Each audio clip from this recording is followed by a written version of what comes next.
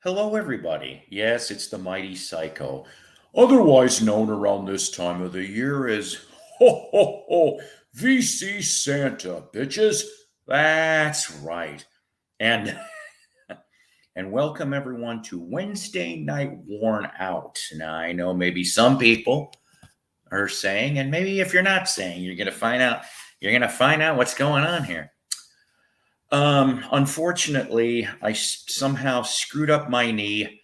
I've been out of commission for a few days, and I did a meniscus tear, and my knee is getting to be bone on bone. It's no fun anymore.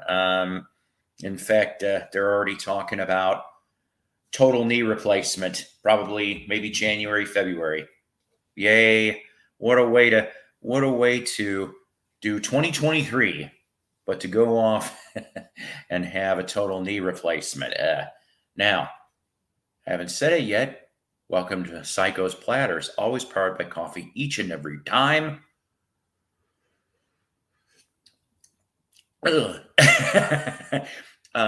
my, I won this from the Moody Blues. Go figure, 50th anniversary of from this. I am so tired. Every children deserves favor, which I love that classic Moody's lineup, I'll tell you. Hello there, Record Crate. How you doing? I hope you're doing well. I just got on here. So, but yeah, so my knee's been killing me. Thankfully enough, they gave me some good drugs, and I've been icing it, elevating it. They say RICE, rice. That would be relaxation, ice, compression, and elevation.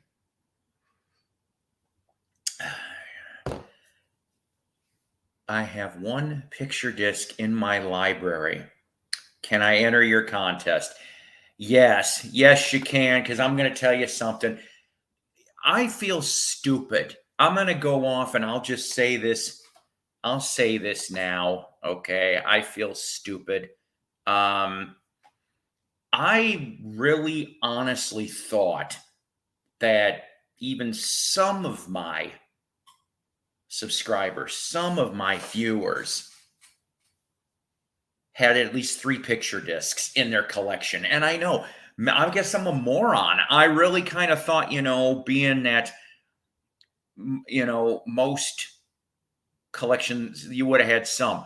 But yeah, you know what? Screw it. I'll make an update video over the weekend here where I'll go off and I'm probably just going to say, hey, you know what? You got a picture disc. That'll get you in the contest. But I do want to see it, and I want to hear the story behind it, whether it's the history of the album or whatever that's shown on the picture disc, or how you got it and does it mean something to you. Good. I will be contacting you later if you are around. I'm only going to be on for about maybe an hour and a half. Hey, Mick, how you doing? He says, hello, Adam. I say, hello, Adam. Sorry, I know that's your name for Record Crate. I'm an idiot. I'm kind of out of it. Well, look at this one. I just farted and it smelled like beef.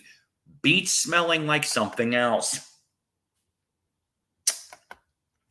But yeah, so sure. I just feel stupid though, to the 6 people that are watching currently. That I just thought maybe that the people that would have entered would have had at least 3 picture discs. But if you don't have 3 picture discs, fuck it. We'll do a picture disc. And I'll probably keep the timeline the same though. Who knows? Maybe I'll extend the timeline a little bit for people. But it is what it is. I do have an idea. It's a better idea for 1,000. If I ever make it to 1,000, that would be nice. I don't know. We shall see. Right. So it's probably what I've got to say is I don't really have a lot to show here exactly, guys. Not today anyway, but you know what? We'll talk, and I'm thinking about being on till about 7:30 my time, okay? Because I know at 8 o'clock, 8 o'clock, who is it? Mazzy, Maslow himself, 1000th episode, thousandth, thousandth show on YouTube. To me, that's incredible. Okay, I think if I did not bring this up before, I will bring it up now. I did not realize until a week or two ago that I have over 600. I think including this will be 612. So I mean, I still got a ways to go, but I can't get over that I've done that much content. I really haven't. And truthfully, I would say probably if life didn't get in the way and other things over the last 12 years, I probably would have hit the 1000th episode by now. But it is what it is. We try to do what we can try to do. We're going to have to pilfer, Mom. Yeah, I know. I have to have the conclusion to that. Yeah, I knew you're close. I can't remember the number. I mean, it's all just a number anyway. I understand that. Okay. It's just at this point now, being that I've been doing this for 12 years, I just, when I started this channel, like I said, entertaining and educate, that's all I ever wanted to do. And so to have the 850 plus that I've got over the 12 years is a blessing. But I'm also not going to lie. If I can get to 1,000, that'll be great. Would I do the monetization, the money thing, as a voluntary? Because I'm not going to lie. Okay. Does Paul need better internet? Yes. Does Paul need probably better recording facility? Yes. I would be applying that to that. And who knows, occasionally, whatever reasonable vinyl I can come up with, that's what I would do with it. Here's a letter from Walrus Gumboot. Dear VC Santa, any chance I can get a nice clean copy of Leon Russell's debut album? If not, a nice chunk of coal will do. Well, Walrus, the way this economy and the voting went, you may need that chunk of coal. You know what? Seriously? Okay. So I don't have my collection obviously at hand here. Leon Russell, excellent musical artist. I wish he was still here. But he had a great body of work going back to the 60s, working with the Wrecking Crew, ending up starting out with, if I remember correctly, him and Mark Beno, Asylum Choir, and cut 2 records, which I at least have the first one. I may have that second one. I can't quite remember at the moment. And then I'm trying to remember, because I know there was Mad Dogs and Englishmen, and he was on the Joe Cocker bit. And you're welcome. Sit on a floor and remember Kappa. I deleted lots. But I'm trying to remember what Leon's first album was, okay, because I have a bunch signed. Okay, I do. I have a bunch signed. Boy, either it's my VC Santa impression or the Leon Russell scared off almost all of this audience. I literally, in the last 2 minutes, I'm like, what the heck? Unless, and I'm guessing on this because, like I said, Mazzy's starting his broadcast 6 p.m. Pacific.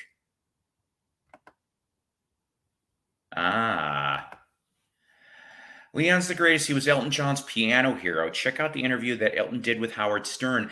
I have on CD the union, him and Cyril and John. There's a reason for why she's saying that. Too scared we would be fine if we had video. Oh, yeah, see, and that's the thing, okay, I know I swear. Sometimes I swear like a sailor.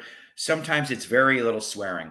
But that's the reason why, that none of the videos are for kids.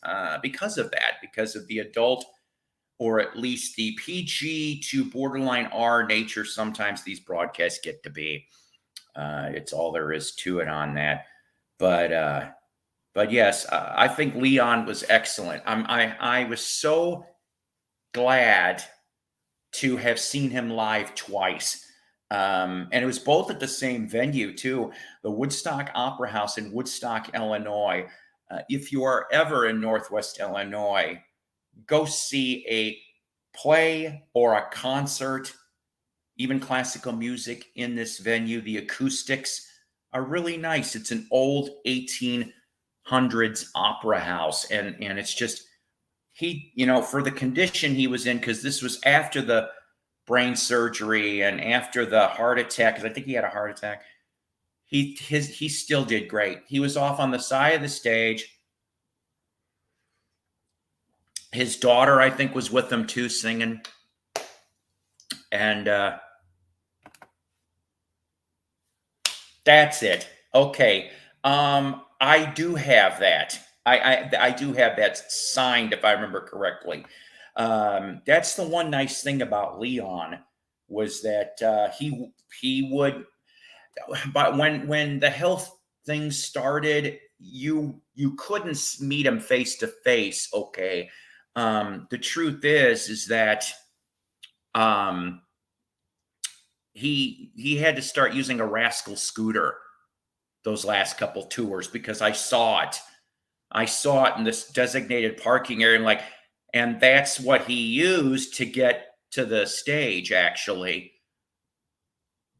Well, Mazzy doesn't scare me either. There's nothing scary about Mazzy. I'm just saying though that, it's nice that he's doing his 1,000th thing, Open for two. Oh, look, see, you know what? That Hank Wilson stuff, isn't that something? Isn't that something? I've got that Hank Wilson is back.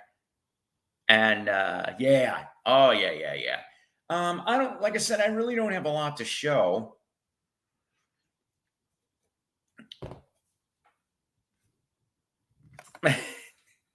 Well, maybe so, but he's been dead for a few years. Possibly. Shannon, I'm not going to say very much about this, but she will be appearing on an episode of a crime series. Okay.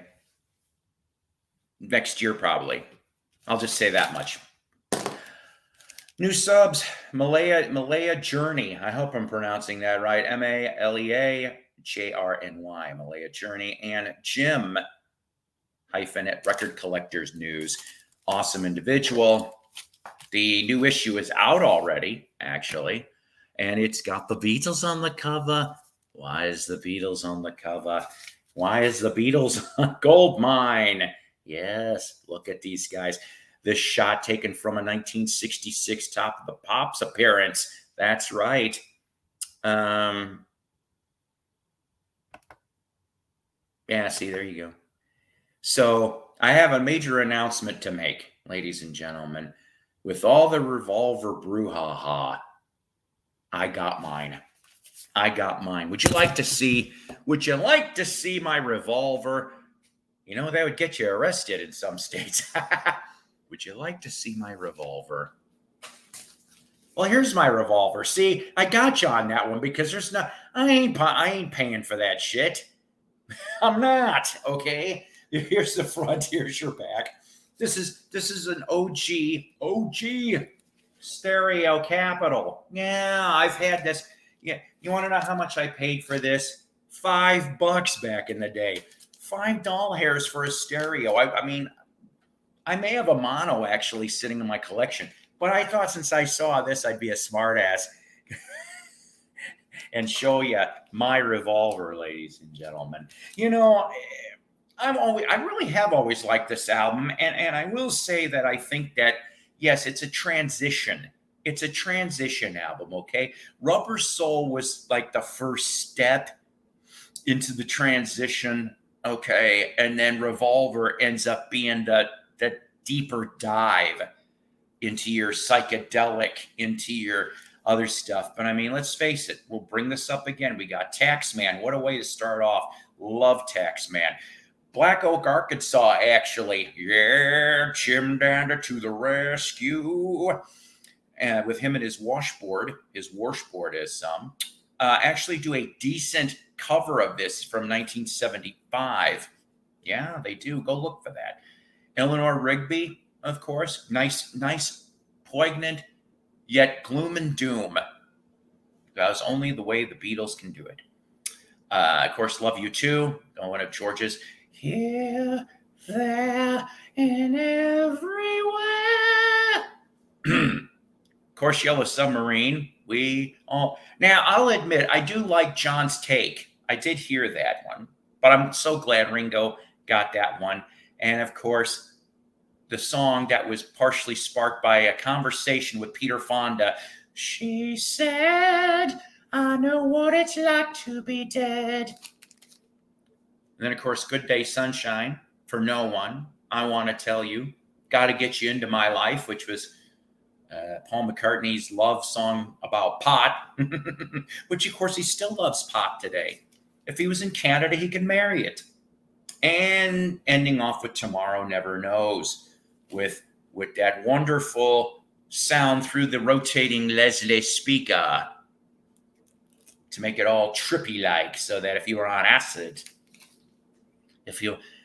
Dewey Cox, do you want to take acid with the Beatles? So there's my Revolver. That's what I say about that. Here's the thing, though, guys, if it's okay with you, I'll tell you something. I don't know. I mean, I bought Sgt. Pepper the 50th. I bought the White Album the 50th, okay? I bought Abbey Road the 50th. And I bought Let It Be the 50th. Just the 2 CD sets. I ain't rich. I can't afford to buy these damn 5/16 disc with one of the pubic hairs of the Beatles included or whatever the hell. I can't afford that shit. A lot of you people in the VC, and I'm not really talking to anybody specific, but a lot of the damn people in the VC, now I guess if you've got money to burn, it's your money. You have a right to spend it.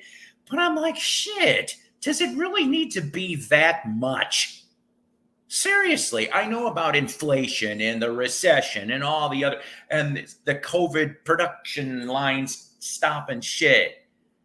But I'm just like, come on. It doesn't need to be that much.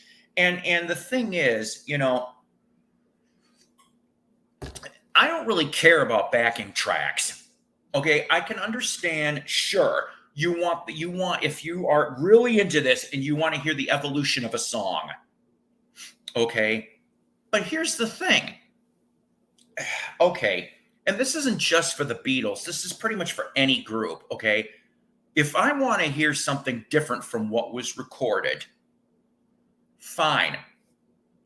Put one alternate take, whatever you think might be the most radical out of all the alternate takes, which of course that could be the opinion of the producer or whoever it is. Okay, put that on there. Or throw the surprise like they did with Yellow Submarine and you got John doing it and it's different. That's totally cool. That is totally cool. You could grab the entire Revolver box set on YouTube for free. That's what I did. You know what? When it came to the Let It Be, I went and picked and chose from YouTube the extra tracks. You know what, Willie, I saw a little bit of that video, Tim. I unfortunately had to do something, and I can't remember why I didn't finish it yet. I saw a smidge. Yeah, see, because to me, it's like, okay, fine. Does Paul got some Willie records? You know what? If I do, it's not much. It's probably the typical standard schlock of Stardust and Waylon and Willie. That one from with the cover that looks like it's leather. I think I have those. That's about it, really. And I'm not knocking Willie Nelson. Willie Nelson's one of the few left standing here. You know, we got to enjoy him while we can. So yeah, 2 CDs is all I'm going to spend. Am I going to get the Revolver 2 CD? I'm just busting balls here. Probably. I mean, it's not a priority, okay? Especially since I have to sit out my work for a week. I have to be choosy on things. I have to pay bills. I have to make sure I've got, I have my priorities set. That's the reason why I haven't gone and gotten the Monkeys headquarter super deluxe set, which looks really nice. But I don't have, I think it's 69. I don't have 69.99 plus shipping to throw right now. I just don't. So that's why I had to take a pass. And with only 4,000 being made, I'm just like, oh well. I mean, what can I say? What can I say about that? And then there's supposed to be a Monkeys Live 1968. Supposedly they cleaned up the Japan tapes. We shall see on that one.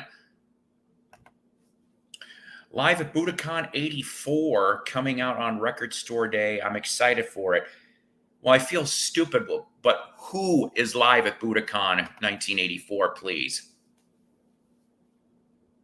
Oh, yeah. Bill's priority. Yeah.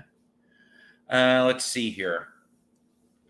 If you guys haven't looked at my last video, speaking of extra goodies, go check out, of course, my review on the new 2023 Classic Blues calendar here, along with the wonderful CD.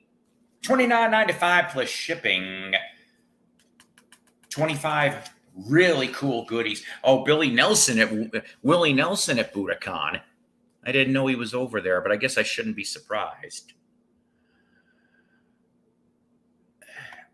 Well, yes, Tim, I would. I can't afford it. I really can't. And something tells me when I think I can, all the damn copies are going to be gone. And I'm like, it's not like I wanted to miss the damn Monkey Blu-ray thing.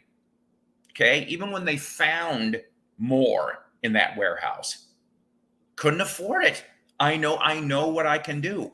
Like I said before, if you've got money to burn, it's your choice on how you burn money. If you want to spend, I'm not saying to anybody directly, if you want to spend $1,000 on an All Things Must Pass deluxe, whatever I'm already in the trunk and all that other shit. Good, beautiful, more power to you. But no offense, I can take that $1,000, pay some bills, pay off my car that I still have payments on, because Psycho is a poor bastard. That's what I am. Could be a lot worse, I guess. I got a roof over my head. I'm certainly not starving because I'm a fat ass. And I've got coffee each and every time. Coffee. So I have blessings. I'm just saying I have to pick and choose things. That's all. I'm just curious to see if future generations will spend the outrageous prices on the Beatles remasters, or is this the last chance to make money off the aging fan base? No offense to my fellow VC peeps, none taken, Dusty, but you may have a point. You actually may have a point here. Let me show my Beatles really quick. I forgot to tell you guys. I got some birthday gifts, Christmas gifts, whatever you want to call it, from my son, Michael. And one of the things he gave me was The Beatles Way, Fab Wisdom for Everyday Life. Front and back. Also, He knows how much he collects autographs and I collect autographs, okay, especially music autographs. This one here, over 30 years on the road to memories, music, and legend, an American journey from Joseph Bonsall, Oak Ridge Boys, right? Well, he signed it. Yes, he did. This is from 2003. He's been a member of Oak Ridge since 73. But back to your point, Dusty. Oh boy. Oh, we got a little rankling of the cage here. How dare you, Dusty? How dare you? Well, Dusty, I would argue that the vast majority of those currently buying the Beatle releases are nowhere near first generation fans. And you know what, Tim? You certainly may be right on this. Yeah, and you know what? Here's the thing, okay? And I said this, I even think I said this a long time ago in a Mean Mr. Mayo broadcast, okay? When comparing Elvis to the Beatles in regards to fan longevity, all right? So I know you're like, what the fuck? So now Elvis, of course, was around from 54 to 77, all right? As far as for recorded output, 23 years. Some of it great, some of it good, some of it shit, okay, in 23 years. And then he dies. And after that, of course, and the thing is that Elvis's attitude towards recording was starting to be, he didn't want to do it. It was like pulling teeth to get him into a studio. RCA must have figured this out. So by 74, okay, Elvis Legendary Performer Volume 1 comes out. That's when you start seeing tracks, unreleased tracks coming out of the vault, 1974. Elvis dies, they keep releasing this stuff, okay? If I remember correctly, the last, everything else now is, can you hear that? It's the sound of scraping a barrel. So after 2014, Elvis Presley by the Presleys, where they found the home audio from Lyndon Thompson's brother of Elvis when he showed up in 74 at the house. That was the last, newest, unreleased studio that came out from Elvis. Okay. So it took 37 years, all right, to get, we're going to say 90% out. The Beatles, so we're going to start back a little though, okay? So 1961, because of the Tony Sheridan stuff. So 61 to 70, even though they broke up in 69, obviously Let It Be, right? So almost 9 years, almost of 9-year output. Okay. After Let It Be, nothing. We don't get anything. All right. But here's the thing. You didn't have Elvis, who was singular. You had 4 Beatles. So you have 4 times the outreach on the solo years. So any time that they were out there, you're like, oh yeah, he's from the Beatles. So as long as there was, and now of course, been down to 2 since 2001. But do you see where I'm going on this? So it's like Paul and Ringo are still out there. They're the last vestige of the Beatles' legacy. Once that last Beatles standing isn't standing anymore, I still think that the Beatles fans are going to be there. And I'm just going to throw this out there. I think at least for another decade after the last Beatle passes away. And then you're going to start seeing the dropping off. And I know that's sacrilege coming from these lips because I love the Beatles. I've loved the Beatles since mid 70s, if not earlier. Okay. So I've been collecting. I've been buying. I have bought the solo albums. I have bought, anything that came out. All right. So 4 times the staying power as Elvis, even though Elvis recorded 23 years as an entity, the Beatles 8.5, 9 years as a group. And after 1970, even though, yes, there was solo albums going back to 68, they have continued past the Beatles image and spread out on their own, but they're still the ambassadors of the Beatles. Okay, so and Paul and Ringo do put out new releases, and then of course as you could see with Get Back, I think that I'm glad Get Back came out. I really really am. Once again, like a lot of other Beatle fans, though, I'm bitching because they could have given us some extras. Even if it was bits and pieces, I would have loved to have seen that. Sorry, let me go back. So, well, Dusty, I'd argue that the vast majority of these currently, oh yeah, I already mentioned that one already. All right.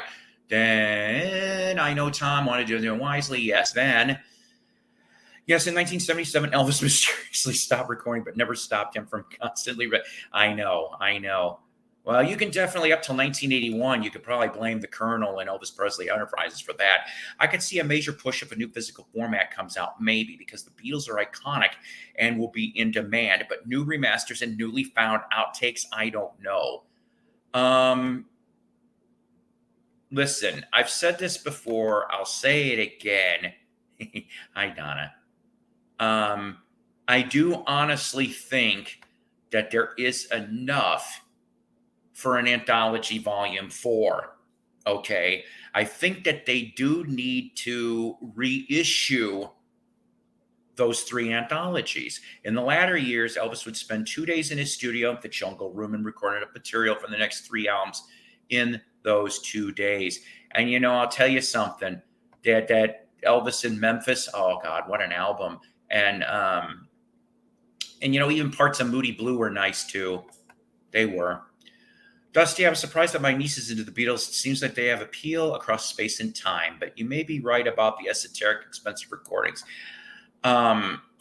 You could get, okay, so here's the thing, right? So the record companies, all they give a shit about is profits and being able to make those sales, okay? So this is the reason why they make the high-end stuff, so people can get suckered. I mean, I'm being obnoxious here.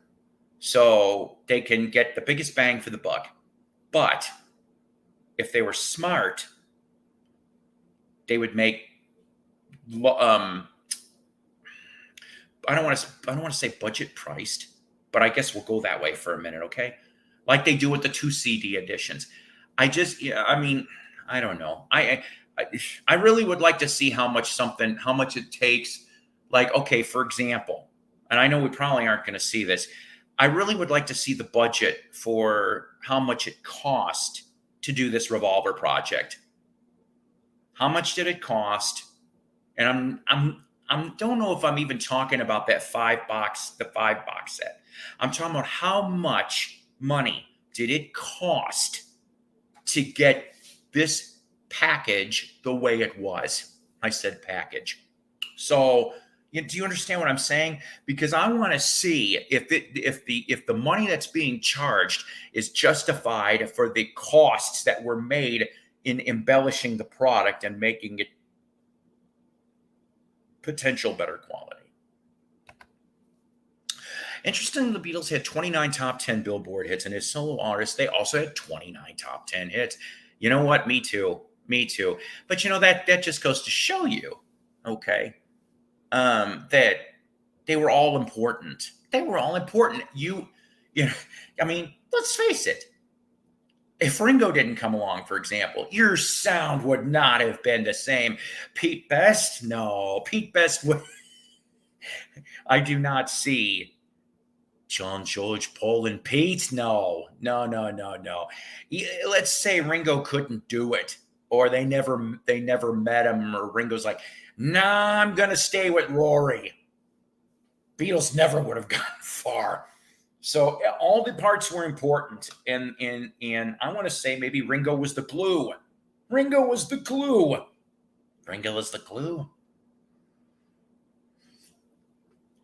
And they all put out really, like, from great to so-so solo albums.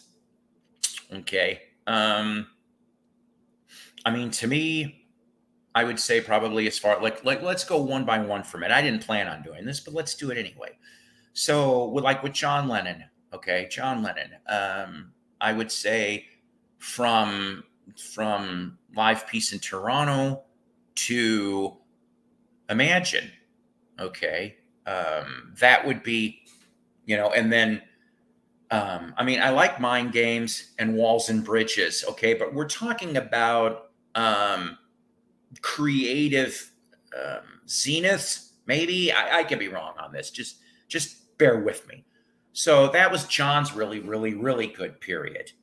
And I'm so grateful though that he came back to do Double Fantasy, even though they should have not had Yoko on that whole album, and it should have been a Lennon-centric release. But it's all right. We still got that, and we got Milk and Honey, and which carried him into '83, and that's fine. Okay.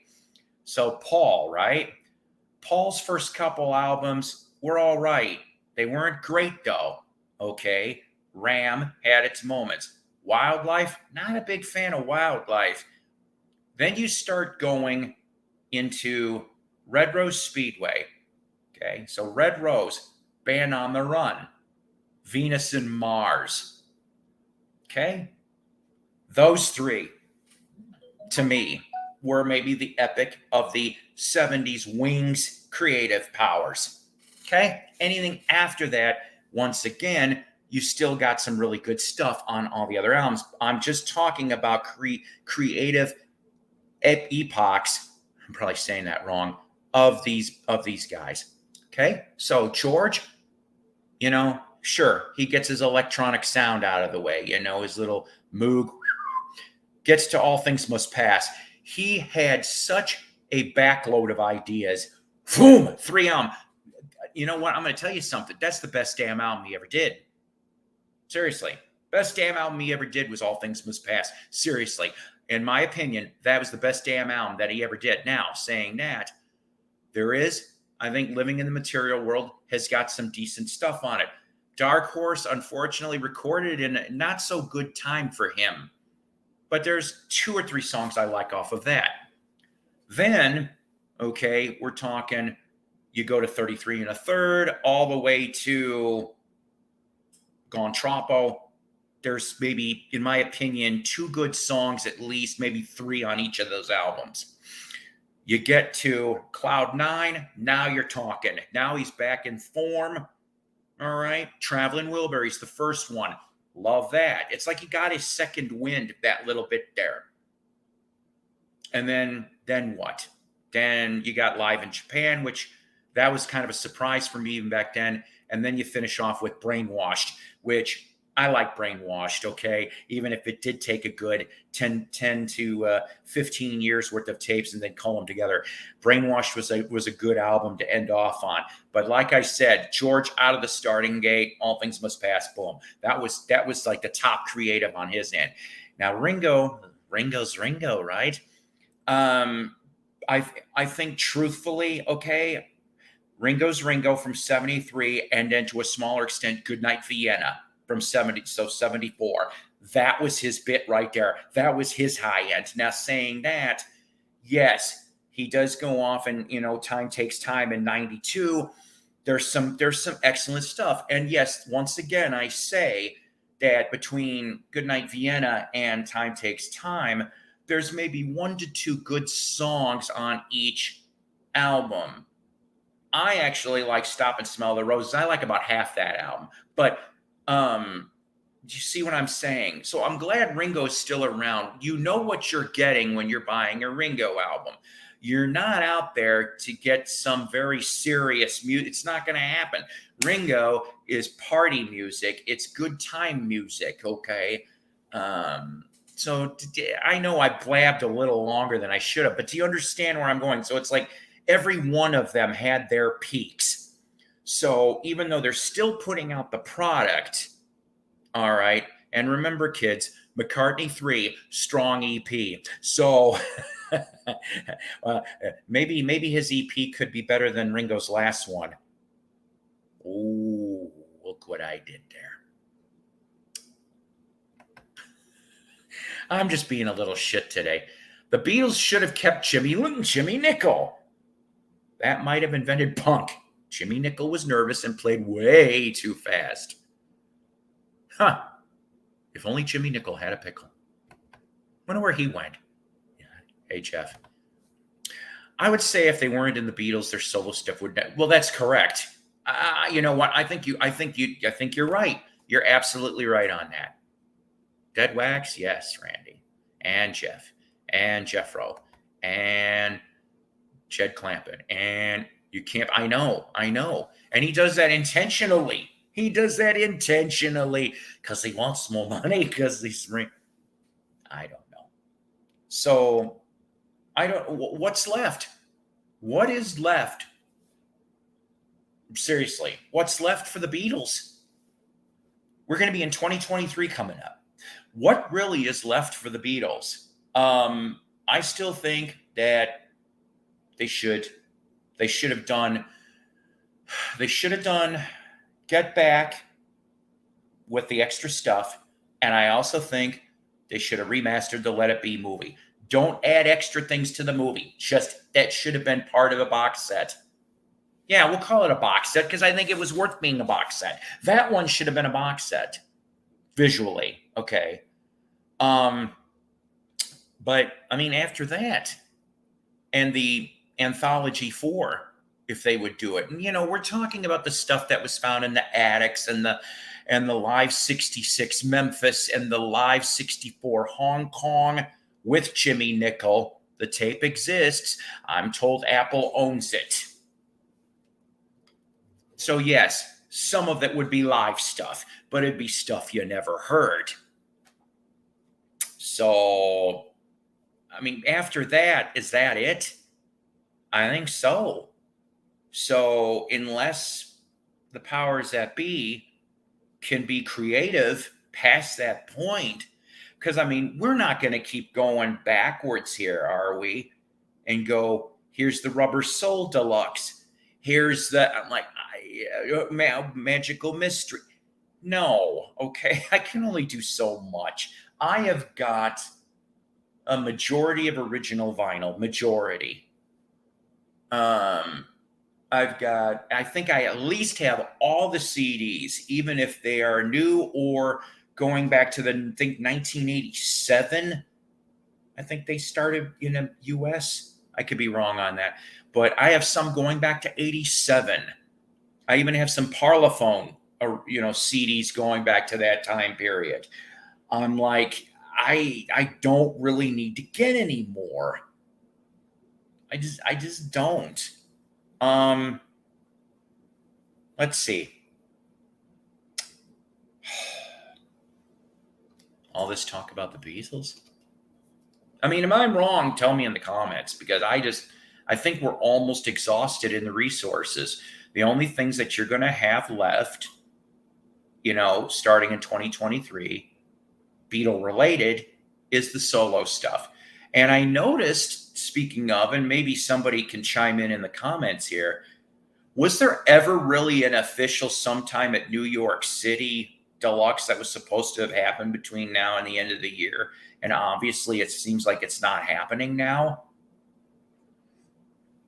because the little blurb I thought I caught in the last week is that they are looking already into the 50th anniversary for Mind Games, which I would be quite interested to see what they will come up with for that.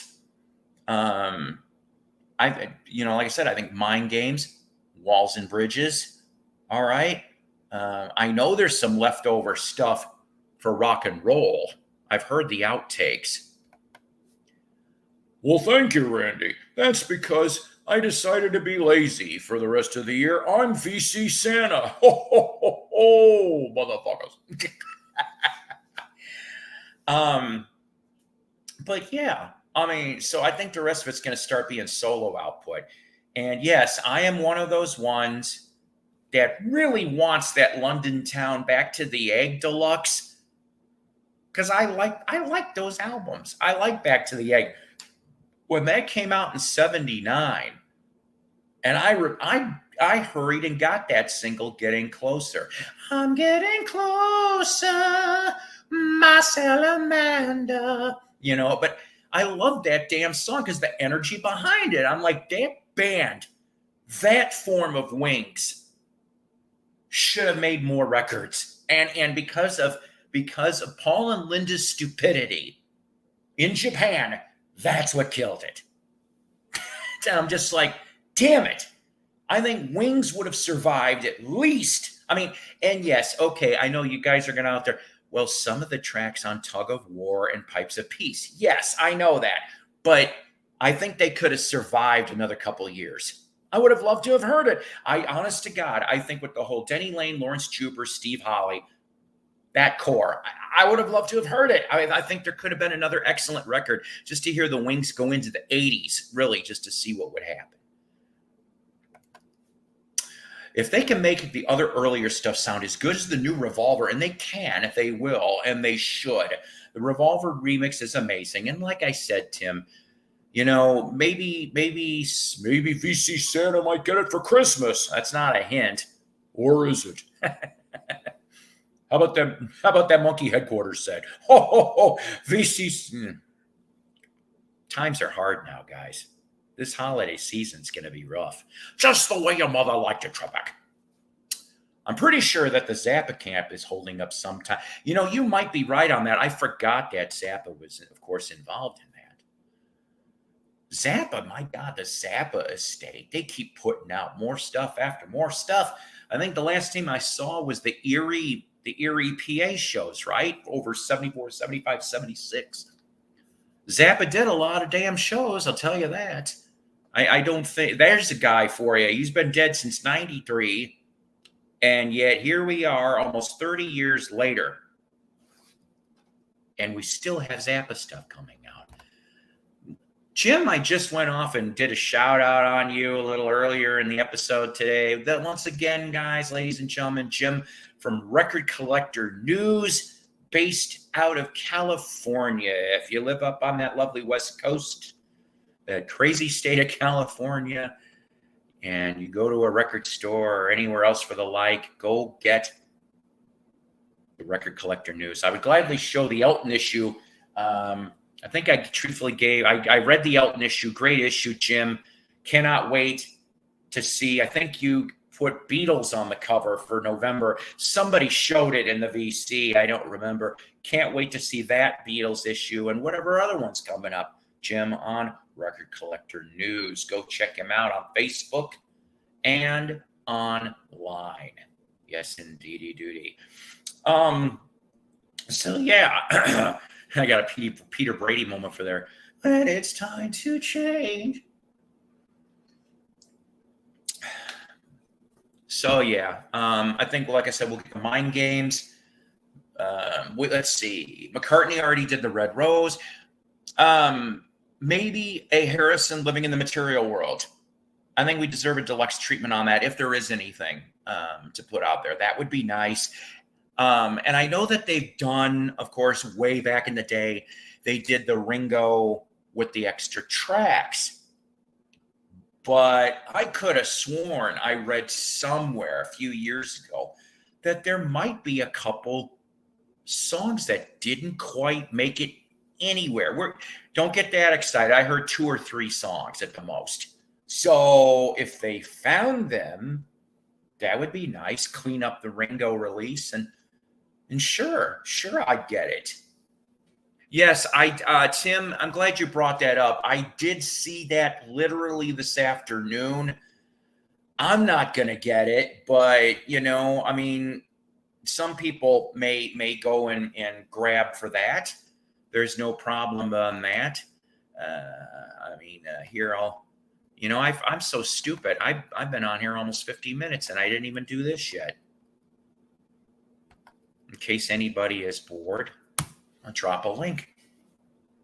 Anybody wants to viz for a little bit, because it's almost 7. I'll probably stay on at the most for about another 30 minutes, like I said, before Maz is doing his thing. I may go take a peeky at 8. Maybe not. It all depends. But But yeah, so I mean, we could end up with some decent sets coming out in 23, I think.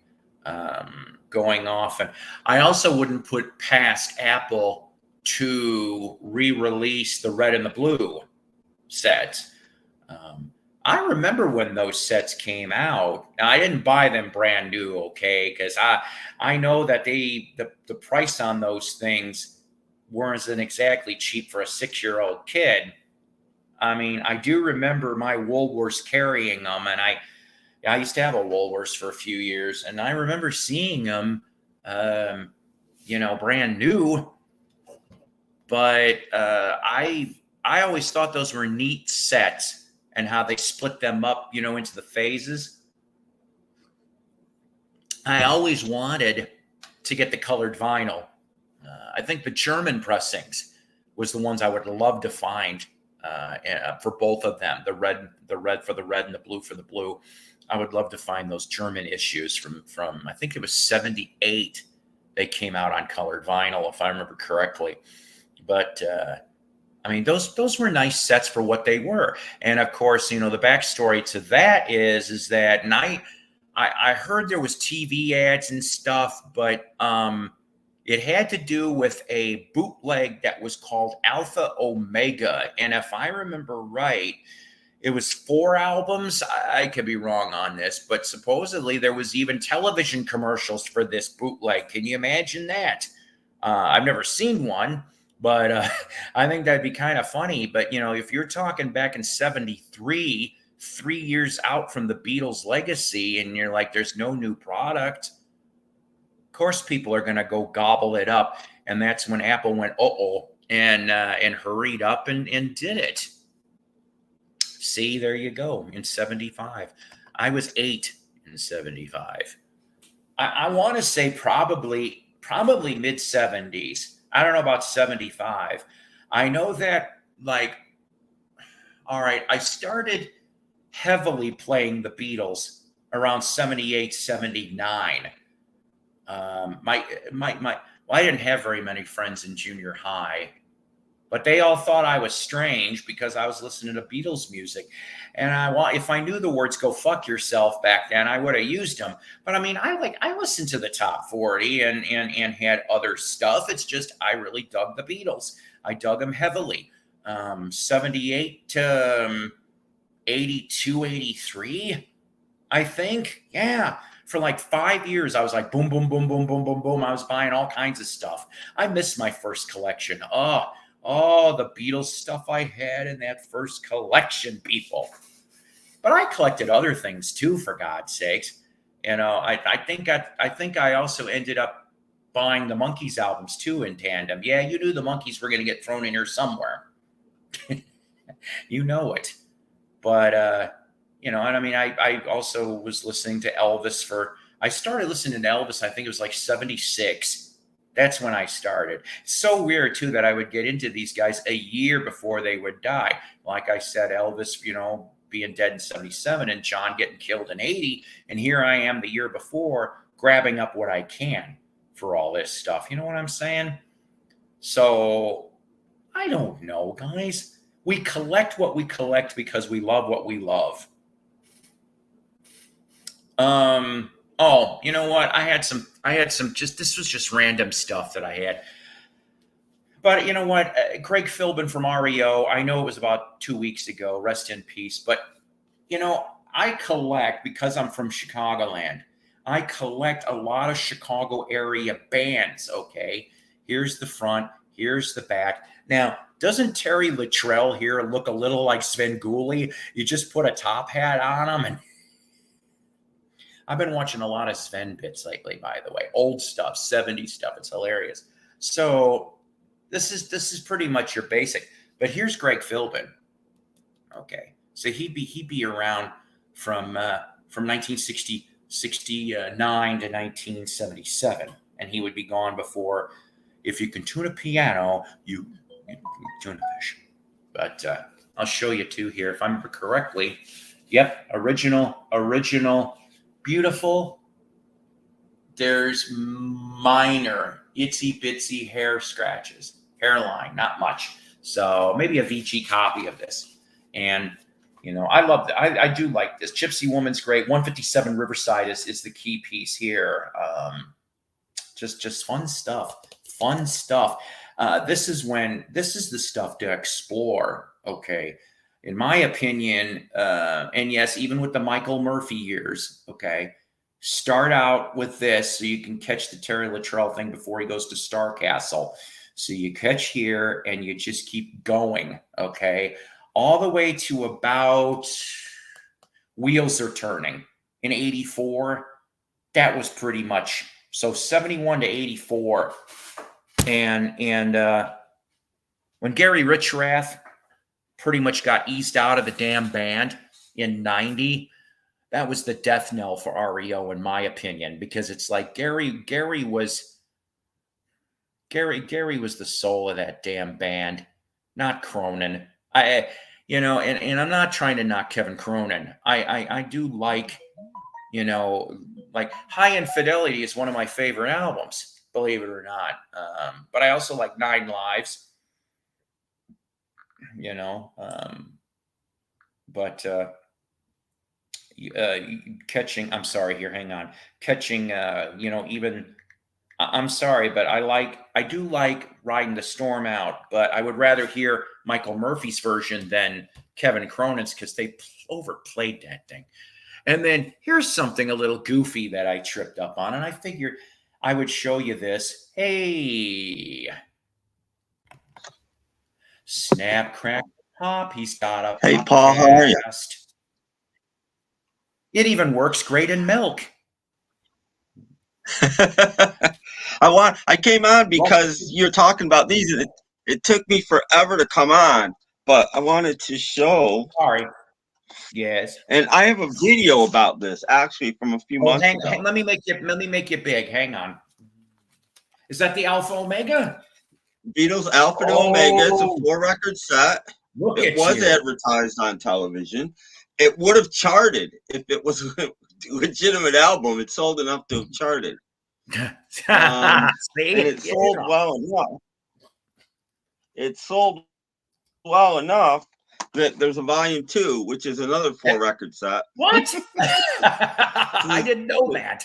There's 8 records of this. Holy crap! Yeah, there's a second one, and this one did fairly well too. Tim, was it all released stuff on that part 2, or did they throw like a little bit? Yeah, and they go into solo a little bit. They go into solo a little bit. Like Maybe I'm Amazed, Imagine. The live version of Bangladesh is on one of these. Okay. Okay. Dang. And yeah, I did a video about it. I don't know, a few months back. It's called Just a Theory #1. But it's, in my opinion, those are the two things that started the whole way we look at music today. Those are the genesis of all of these box sets. And people argue there were box sets before. Yeah, but they didn't catch on like this, and they didn't inspire major record companies to create more. And it changed the way we listen to music. And it's those 2 albums and the bootlegs. That's right. And then, of course, the other one, that's funny that you bring that up, Tim, those 2, of course, makes me go and flash forward to 1975, where you get Adam 8 presents John Lennon, Roots of Rock and Roll. I'm like, I've seen a TV commercial of that. And I'm going, if I could go back in time and go buy a couple. And go, I remember that as a kid. I remember seeing the commercial as a kid. Yep. Oh man! And then look what happened. They had to rush release the rock and roll album from Apple, and I'm going, see, sometimes the hand is forced by others, by unseen others, to put out that product. Yeah. Do you know the album "Do It Now"? It's the very first Ronco album. Yes. It's got the Beatles on it. Yep. Beatles Nowhere Man is on this album. It's got the Who. I'm trying to think what track. I Can See for Miles, maybe. It's got Hendrix on it, I think. Joplin on it. This was a complete. Ronco didn't get the rights for any of it, but they donated a portion to the charity to try not to get sued. And I don't know whatever happened with it, but it was like the first sort of it was even before KTEL. It was sort of the first televised compilation sort of hits LP, and it That's did very well. You can tell it did well because you can still find them everywhere. yep. Oh yeah. I've got that, and then oh my God, what's the I know that in the UK it was called Nothing's Gonna Change My World, but didn't they do a US one where you get the Yeah, Across the Universe alternate? Or is I it just don't know UK? about. I've never seen a US one. If they did, Okay. they might have, but I've never seen it. But that was legit at least. Do It Now was Right. not legit, and the sound quality on Do It Now is pretty pitiful. Yes. But Yes. it Yes. sold a lot. Yeah. Yeah. But Tim, I don't know how many garage sales or resale shops I have come across a lot of beat up copies of that, but I've still come across it. oh It's like, yeah, oh, another one. but this thing sounds pretty good. They did a nice job on this. See, that's cool. The only the only really bad thing is Sergeant Pepper is on here, and so is Little Help from My Friends, but not together. they, they just fade out Sergeant Pepper and they fade in with a Little Help. It's on a completely different album. Oh Um, boy. but Did you get any other fun other stuff than this that, week, Tim? have I what? I'm sorry. Did you get any other fun stuff this week, Tim? Not really. I'm trying to think. I found a few albums. I just made a video of, but it's Oh, not okay. out yet. Of Oh, so that one's not out yet. Because like I said, I yeah, no, saw I that. put out this one. I just put out these two last couple days. I did a couple weeks ago, actually. Oh, okay. With the Wayland too. Yeah. Um, and yeah, I'm behind. I kind of think if I found anything that was really great, I, Yeah. interesting, more interesting than great, I would say. Sure. No, that's But cool. yeah, Nevertheless, you know, I due to like I said, due to the fundage mixed with my stupid knee here. Although tomorrow, I have to go get some medical stuff. In the town that my record store's in. I'm gonna go take a box just to sell, and sometimes I get some decent. Like I get mostly cash, and I get a little bit of trade material, so I might get mhm, something there, and then there's a resale shop that I'll go to sometimes. They're kind of wonky on their hours, but I remember not the last time, but the second to the last time I was there, that's where I picked up. It was kind of goofy for me anyway. Okay, a clean stock copy of Dose of Rock and Roll from Ringo. I'm like, what the hell? I said, all I've ever seen is promos. I've never seen a stock copy. So I grabbed that, and they had somebody mustn't have liked Ringo, because not only did I find that, but I found and it was gold stamp, not white label, but it was mhm. Bad Boy. So I found Bad Boy after all these years, because usually it's like every time I've come across that damn thing, that has been overpriced. And I've heard that material, and I'm going, it is not worth No, what, no, what yeah. that's a candidate for my least favorite solo Beatle album. Hmm. It's up there for me. It's just so 80s produced. But I saw a couple years ago, one of the last record shows I went to, and I've been to a record show in 2 or 3 years. I don't I even know if miss they record exist shows. near me anymore. But there's always a guy that sells $5 original sealed albums, and he usually has that Ringo album sealed for $5, and he has it Oh, every time. Nobody buys it. see, that's funny. It's so yeah. I have a Ringo sealed, but it ain't Bad Boy. It's rotor. I hope I'm pronouncing it, rotogravure. I've Mhm. got a still seal with the price sticker on it, Well, and that I'm did going, better than Bad Boy. yeah. And I found that, I'm not kidding you, for 2.99. I'm like, damn right, I'll get a sealed Ringo. What the hell? I already have this already, but I'm like, it's at least, yeah, at least with that album, Ringo tried. I cannot say that about Ringo the Fourth. See, Ringo the Fourth has one of my favorite Ringo songs on it. but I What's don't that? really like any of the rest of it. It's Gave It All Up. I'm pretty sure he was bombed out of his mind when he sang it, but When wasn't he? When wasn't but I he love it. during I those love it years? because of that, because it's a sad sap song, and Ringo sounds really drunk, and it just goes together very well. Uh, yeah, and then I mean, like, okay, I remember. So now we're going to 81.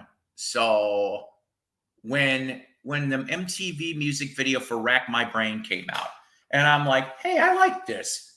I said, probably if I said to myself, first thing I've liked from him for close to 5 years, I said, I'll go get this damn album. And I did, and I'm like, there was some good cuts on there, and some of it was, but I mean, that was like the first time I probably was half excited on a Ringo record for like 5 years at that time anyway. And then what was it at my record store?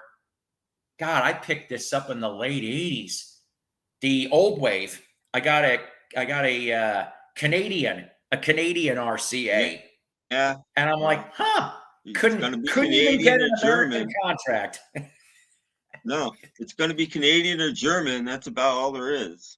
I'm glad I did, because the thing is, you thought it would have worked with all those great musicians on it, and I'm like, Mhm. oh, I'm just like, Yeah. just No, because it looks good it's on not paper. great, but I think it's better for me. It's better than Bad Boy. I like it over Bad Boy. Oh yeah, oh yeah. That's why I was surprised. Didn't they record store day that already? Old Wave. I think they did. I Yeah. didn't buy it because I found a copy. I found a copy, oh, maybe 5 years ago or something. Some eBay seller was selling that and McCartney Unplugged for like $40, and I'm like, this is a great deal. So I picked both of those up because that's pretty hard to find too. With McCartney Unplugged, so I got them both for $40, both German Definitely. copies, I think. So let's see here. So I showed a little bit ago about this Russian metal. Okay. Hmm. Well, Russian and Polish, there was different things, and I found them, and they were 50 cents a piece at a Salvation Army. This is going close to 10 years ago. Let me see if I can find really quick. Tim, amuse the audience for a minute while I go get this. Tell a Need to story or find something. something to juggle or something. Well, I'll since I'm sitting here, I'll show just what one of the records of these look like. This is the volume 2 copy, but there's what all of the albums look like, and they all have like 7 or 8 tracks aside, and sound quality's decent. I mean, they probably just took it from vinyl, but they did an okay job. So yeah, track list. Here, hang on. No, that's okay. I was just giving Oh, time. Just showing. This is the second volume, which is the rare of the two yeah, like I albums. said, I didn't even know they did a second volume. Yep. And it was repressed too. There you can find I don't know if this one ever was. You can find the first one with a black and white cover. And that's like the repress. Somebody actually rebooted it. That's And funny. it has a black and white cover.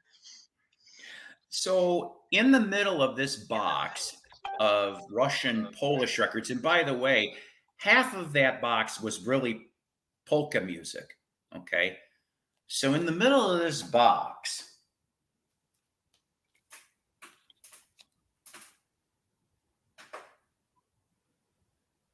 There you go. now, I don't really know exactly, but I had I to can tell tell you you that's it already. it is, because there is not, Yeah. except for the song titles underneath, there is not one word of English. Well, And there's 2 giveaways. And the first one isn't necessarily, some boots have it, but your star in the corner is either yellow or a goldish yellow on the front. That's one of the Right. giveaways. But your back is yellow. I've never seen a boot the back is yellow. The boots are always white. But there are Nice. legitimate copies where the back is white too, though. But if you've got a yellow copy back, it's absolutely legit. I've never 50 seen a boot cents. with a yellow copy back. 50 cents. Now, it does, of course, show a slight amount of ring wear. I And found I found one of those also for 29 cents at my thrift store once. you and your It doesn't have a 29 yellow back, cents. but I think that one's legit too.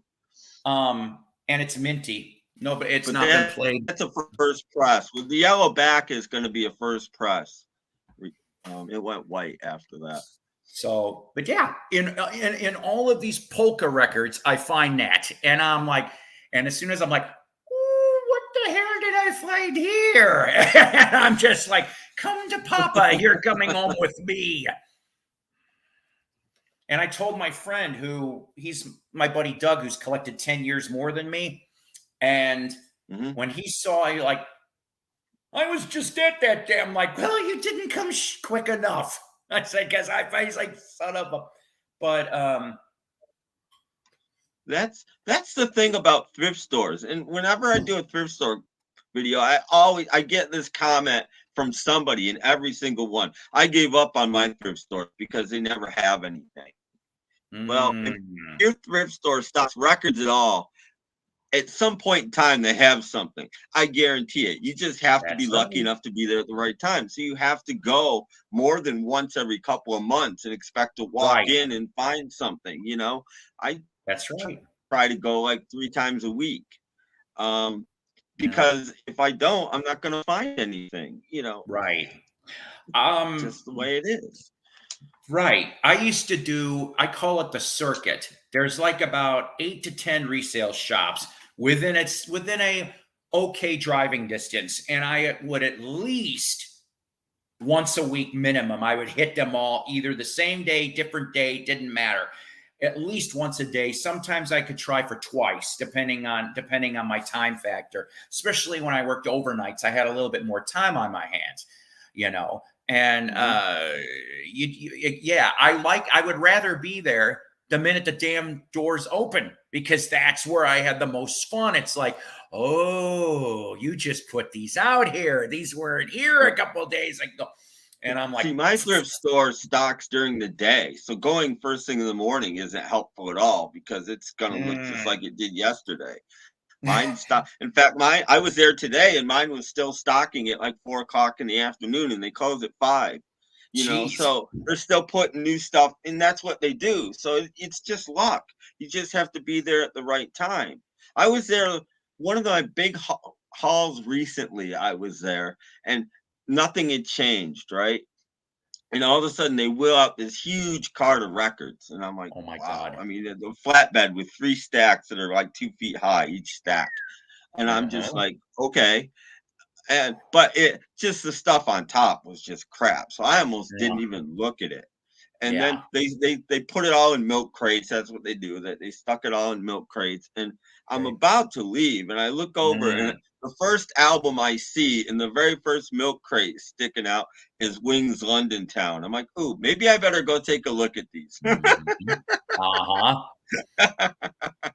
I did, and I probably bought about 30 or 40 records that day. See, that's the thing. And another rule from the mighty Psycho, which a lot of us VCers probably do already, but if you don't, it doesn't hurt to always ask, because that has definitely paid off in my past. Whether you're at a garage sale, resale shop, whatever, you always ask, and you just never know what you're gonna find. Yeah. But the last trip. No, go ahead. No, go ahead. No. I was going to ask you if you knew who Tuco was. Yep, I watched Tuco's videos.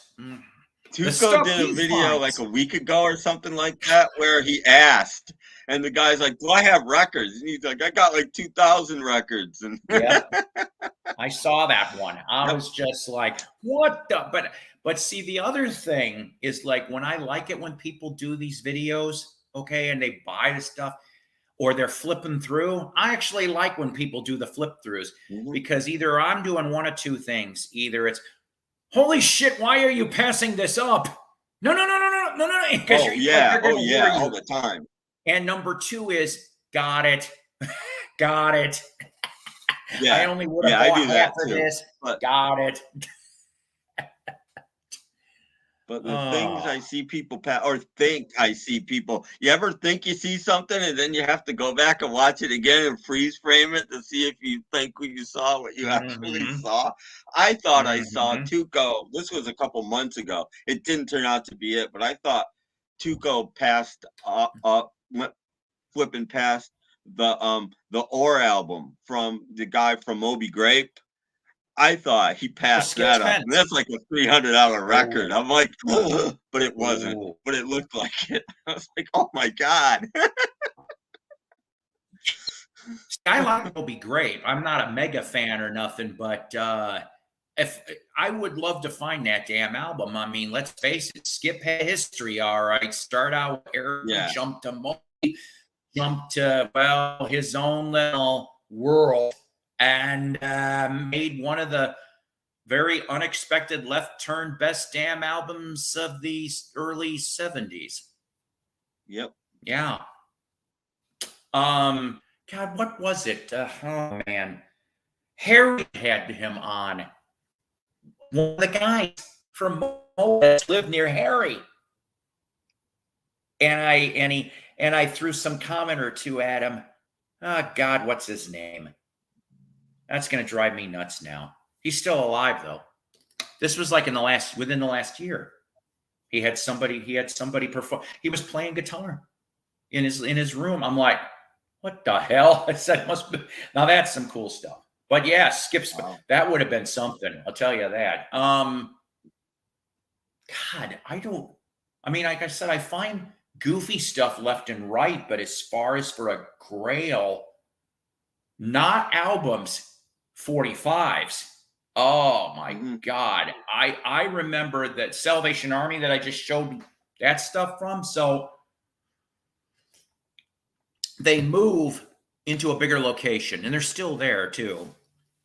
But they always had them on the table, but there was some new milk crates under the table. And I'm going, wait a damn minute. I don't remember these big. So I started pulling through and I found some goofy stuff. But like one of the things that I found right off the bat, Scorpio Records, Detroit, Michigan. And I'm going and I'm pulling through this stuff.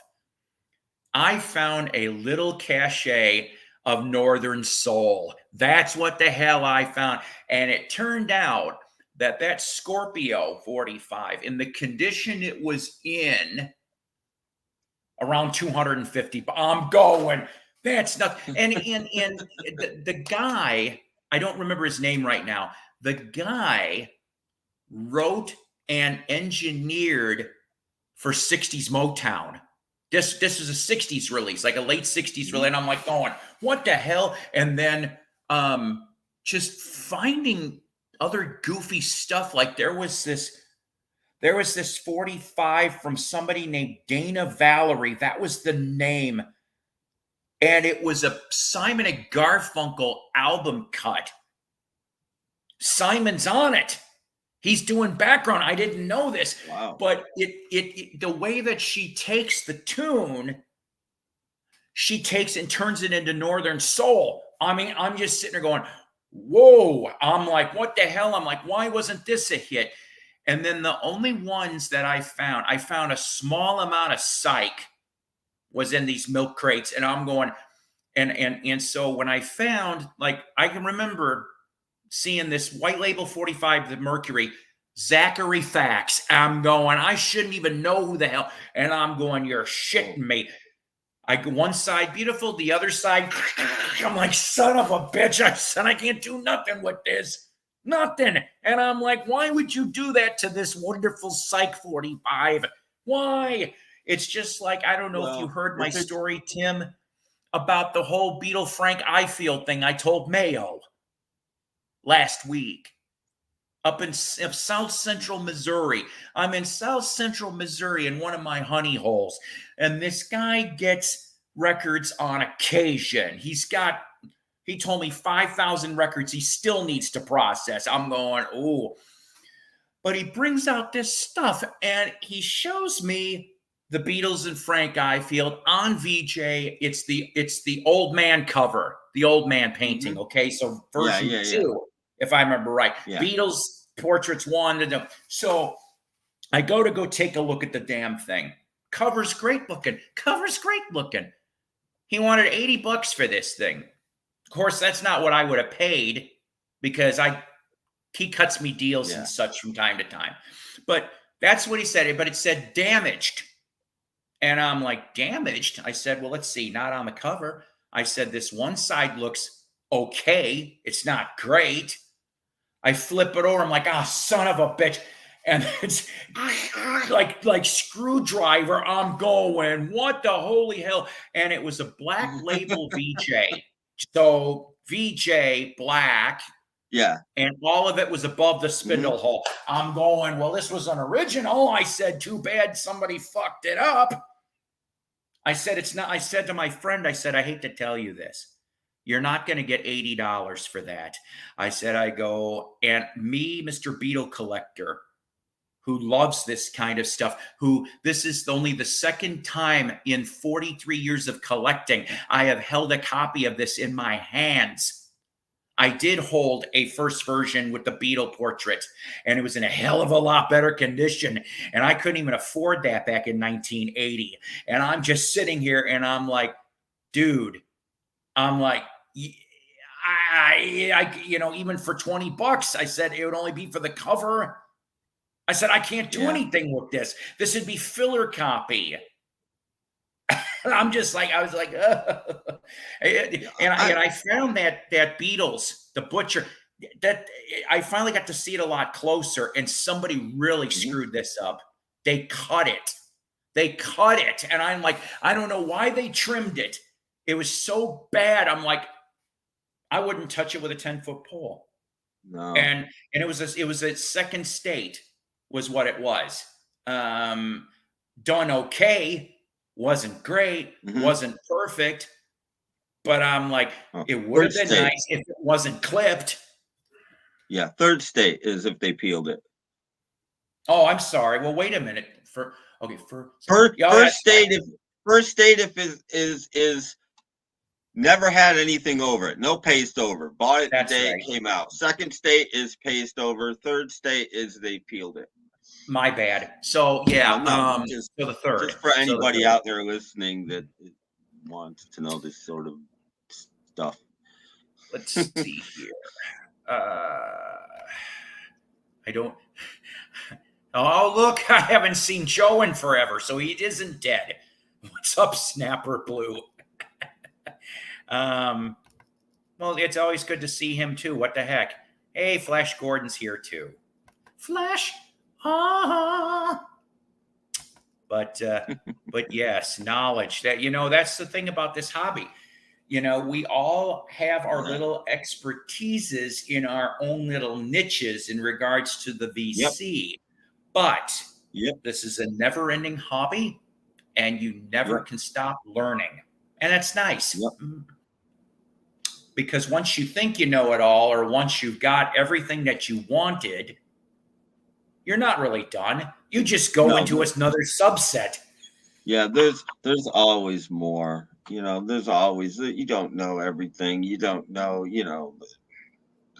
whatever you like, there's 4 times as much music as that got recorded in whatever genre it is that you've never heard before. So you can always.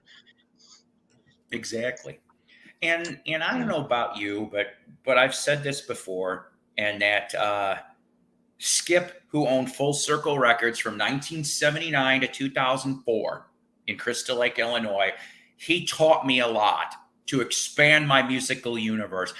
He would put stuff on the turntable all the dang time. Now, Wade over at Block Street, which is the record store I go to in Fayetteville, Arkansas, he'll always have all different kinds of things on there too. And I'll go, oh, I said, I like this. What is this? And he'll take the time out.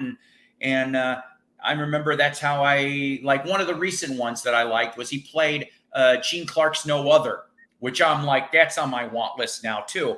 But I'm like, wow, okay. But he'll put anything and everything. And that's the way it should be. We should all be, learning things. But when I worked at a record store and we just had like one customer maybe, and I'd watch him for a couple minutes and I'd see what bins he was flipping through, and then I'd walk out from behind the counter and I'd go get something that I thought maybe he'd never heard before, but it was in the genre of what he was looking at, and I'd put it on and I'd see if I could sell a record off the turntable, and I did, and that always was cool. I always loved that. My favorite thing is to sell a record off the turntable. See, I'll tell you something. I'm kind of sick and tired of working where I'm working, and I've got a game plan in my head. And if Wade's going to have this shop for a couple more years at least, when it's time, I'm going to go to him and go, hey, you got a part-time position over at the store? Because I'd love to work part-time here at least. And that's exactly what the hell I would be doing, is I'd be trying to turn on people to different things. And like you said, try to sell stuff right off the turntable. Like, here you go.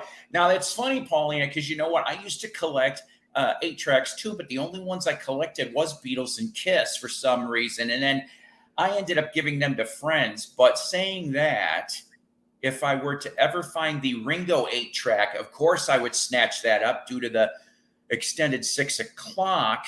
And oh man, I want to say, and I could be wrong on this,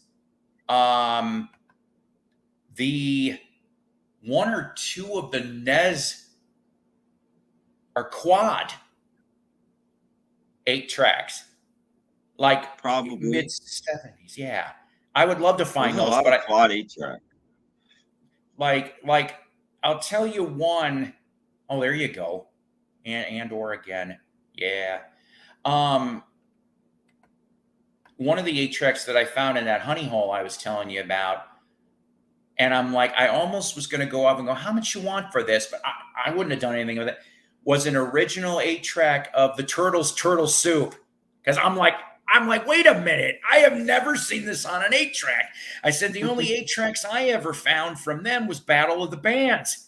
And I'm like, to find a fucking turtle, because I love Turtle Soup. That's like one of my favorite Turtles albums. And I'm just like, what the?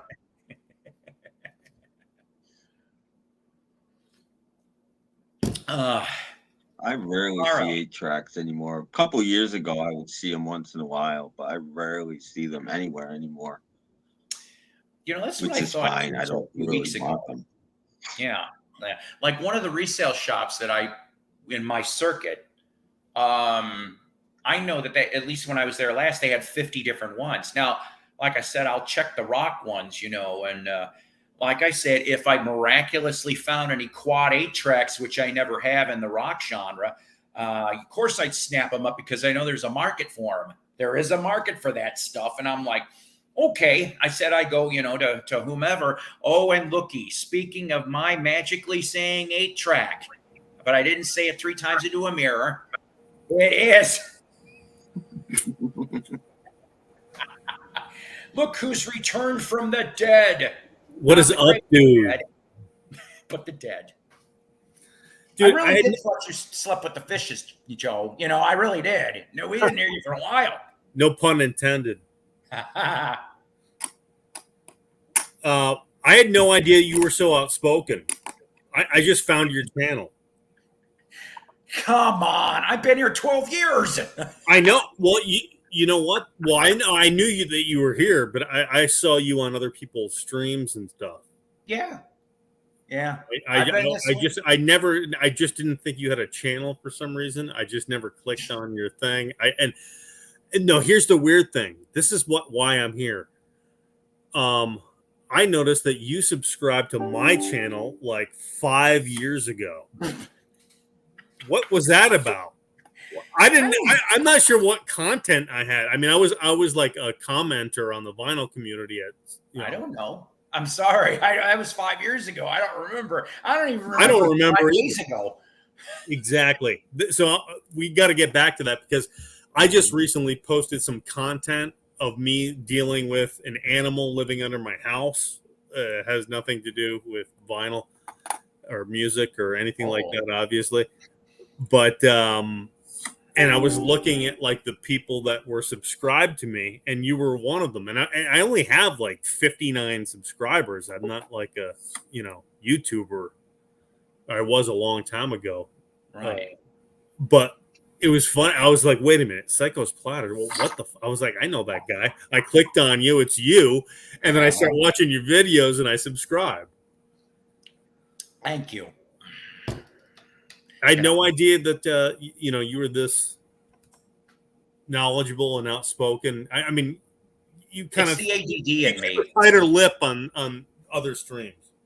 Well, yes, because I like to be respectful. I would rather be respectful on other people's streams because it's their streams. It's not my not my place to go all wild and crazy. Here, it's my damn channel. I can do what the hell I want within reason. And but that's how I am. I mean, like for example, the very rare amount of times that I was on Brian's, I was like, or maybe I make the Brother Brian, off the cuff smart ass comment. It's crazy, whatever. But good to see you alive, Joe. I'll tell you that right now. There was a lot of us that really wondered what happened to you. We're like, he had to go into witness protection again. No, well, I got a hurricane coming right now.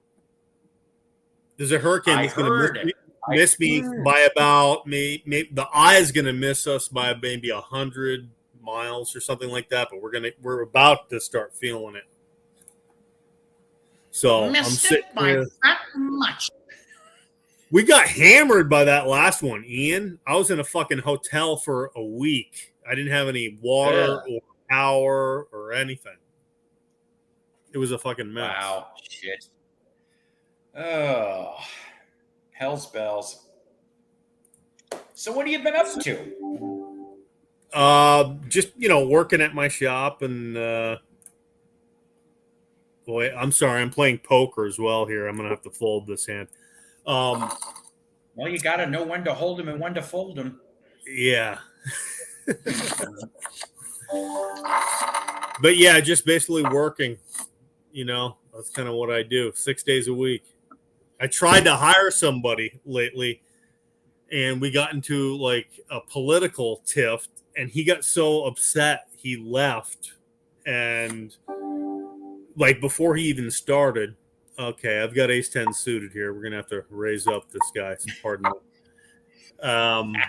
We'll see what happens. Okay, he folded. Don't lose your shirt. Yeah, it's a $20 game. It's not like a anything life or death. But he got so upset like that. I don't want to get political here, but sometimes I do. I lean to the right a little bit, but at the same time, I'm not a big Donald Trump fan, and this guy is all in on Donald Trump. And I just said, although he has good policies, I think he's an idiot, and I think that he sets a bad example for children and whatever. And I'm sorry, I don't want to bring this on your channel because I'm sure it's not a politically, it's about music and stuff. But anyway, he was so offended by that. He stormed out, he left, and the next day when he was supposed to come in and learn something about the business, so he could work there, he brings in a handwritten list of Trump's accomplishments to me. And I'm like, look, I agree with you. I think he's done some good things and everything, but his example, and like if you see him on Twitter and just like what he does on a day-to-day basis is not a good example for, anybody. It's not who I want as the figurehead of our nation, the most powerful man in the world. Anyway, so the next day comes and he's supposed to work. He doesn't show up. 4 hours later, he finally comes in. He says, "Oh, I reconsidered. I can't, basically because of our little political argument. He can't work there. I mean, how fucked up is that? I don't care what side of the argument you're on, whether you think that you know whatever. Come on, has it gotten that out of hand? And I know this guy. He's a friend of mine. He's an older friend. Politics and religion will do that to people. I try, and that's crazy. Okay. I usually try to just stay on the fence for that stuff because, like you said too, I try to educate and entertain, and that's what the hell we do. We're out here to have a good time. It is almost time for holiday drinking season. I don't drink too much anymore. I know, but I got to go get probably next week sometime. I'll go get my nice bottle of Apple Crown, get my ginger ale, and when Thanksgiving time hits, that is my holiday drink from then to the end of the year. Although I am trying to start tasting different bourbons because I saw a documentary on bourbon recently, and I'm like, I said maybe I'll imbibe a little here and there. That's the thing now. It's like those big, those brown drinks, whiskey, bourbon. I can't do any of them. I can only do beer. Oh, see, beer was 20s, 30s for me. Then for some reason I got a goofy ass wine phase in my 40s, and then when I hit my 50s, it was whiskey, bourbon, rum.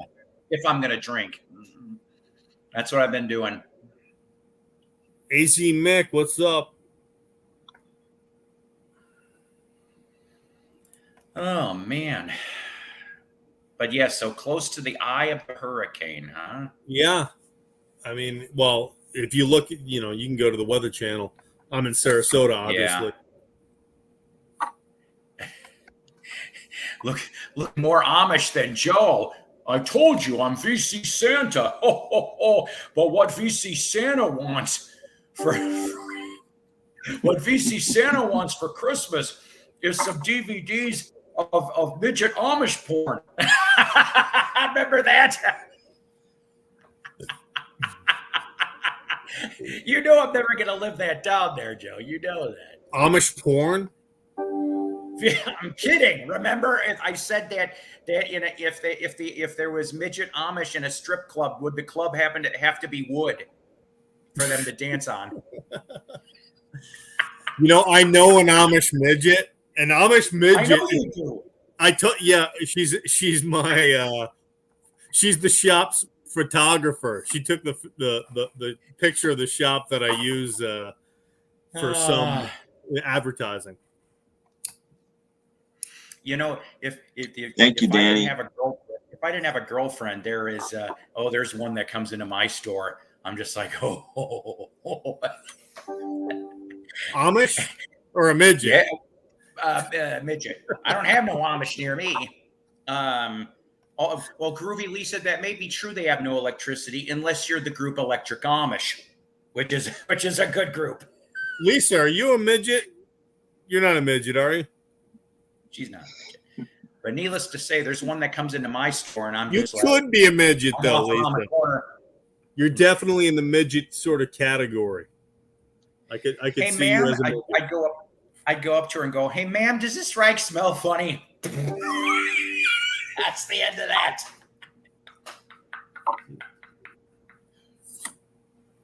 No. I'm horrible. Anyways. Wait a minute. I think I just won. Hold on. Thank you, Flash. Okay, we won $20. There we go. Which is how much you started with in the first place. So now I can. It was a double up. You put up 20 and you can win 20. You got to beat half the players. Pretty easy. It's how I built my bankroll. Bankroll? What's that? I don't know what that is. It's what smart people do rather than work. I'm kind of half teasing, half. because I do have a 401. I do have some put aside. It's just, the way this world is, I'll be wondering. I don't know. I'll be wondering. I had people already go off and ask me, seriously, they asked me, so you close to retirement? I'm like, ha, fuck you. I only just turned 55. 55. I said, but I'm going to be one of those. I hate to admit this, but I'm going to be one of those ones. Yeah. Yeah.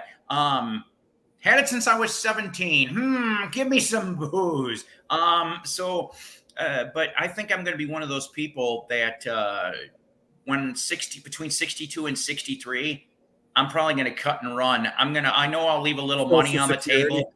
I mean, you're going to take but it's called, but I figure it's called, I'll still do maybe a part-time job if I feel like it.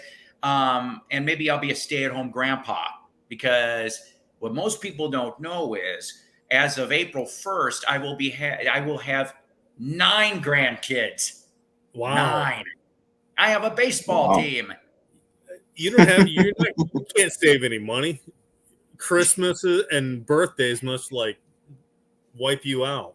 Well, no. See, the thing is that I kind of already lay you have an understanding. Down. You're like, Grandpa isn't exactly going to give you all presents. Here's a free beating. No, I'm kidding. I'm kidding. Joe wants a little person to run his golf store. I want you to run my golf store, Groovy. If it's not Scottish, it's crap. Lisa, do you know that Asians are taking over the world of golf? Oh boy. Here we go.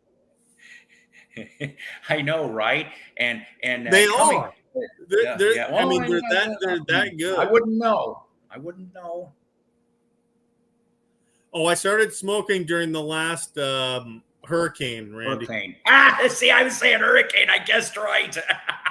Ian, yeah, I can smoke too. Out of me, dude. Am I going to make it out of here? I was like, I don't know about this. I thought I was going to lose everything, Well, we're glad you didn't. And we're glad you're back here, buddy boy. Yeah. You got to be semi-regular. Well, back here, this is the first time I've been here. Well, no, what I'm saying is semi-regular out in our public. I was on whatchamacallit's channel, Music Man. Oh yeah, a few weeks ago. She says you might work for us, Joe. Who's us? Well, that's what Lisa said. In other words, she's saying because Asian. See, so in other words, you might be working for us, Joe. We're all going to be working for you soon.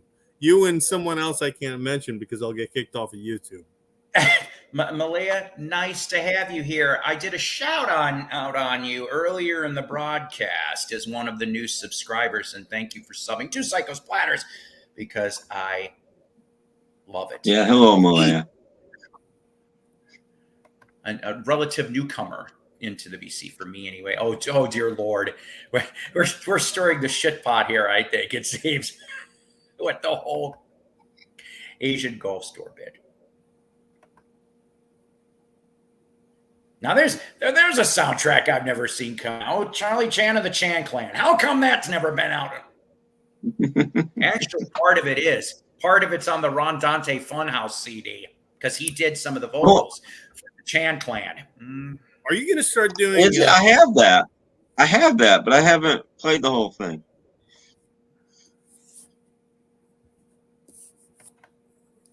I bought it for the commercials. Yeah. Mm-hmm. Malaya, the biggest Springsteen fan in the VC.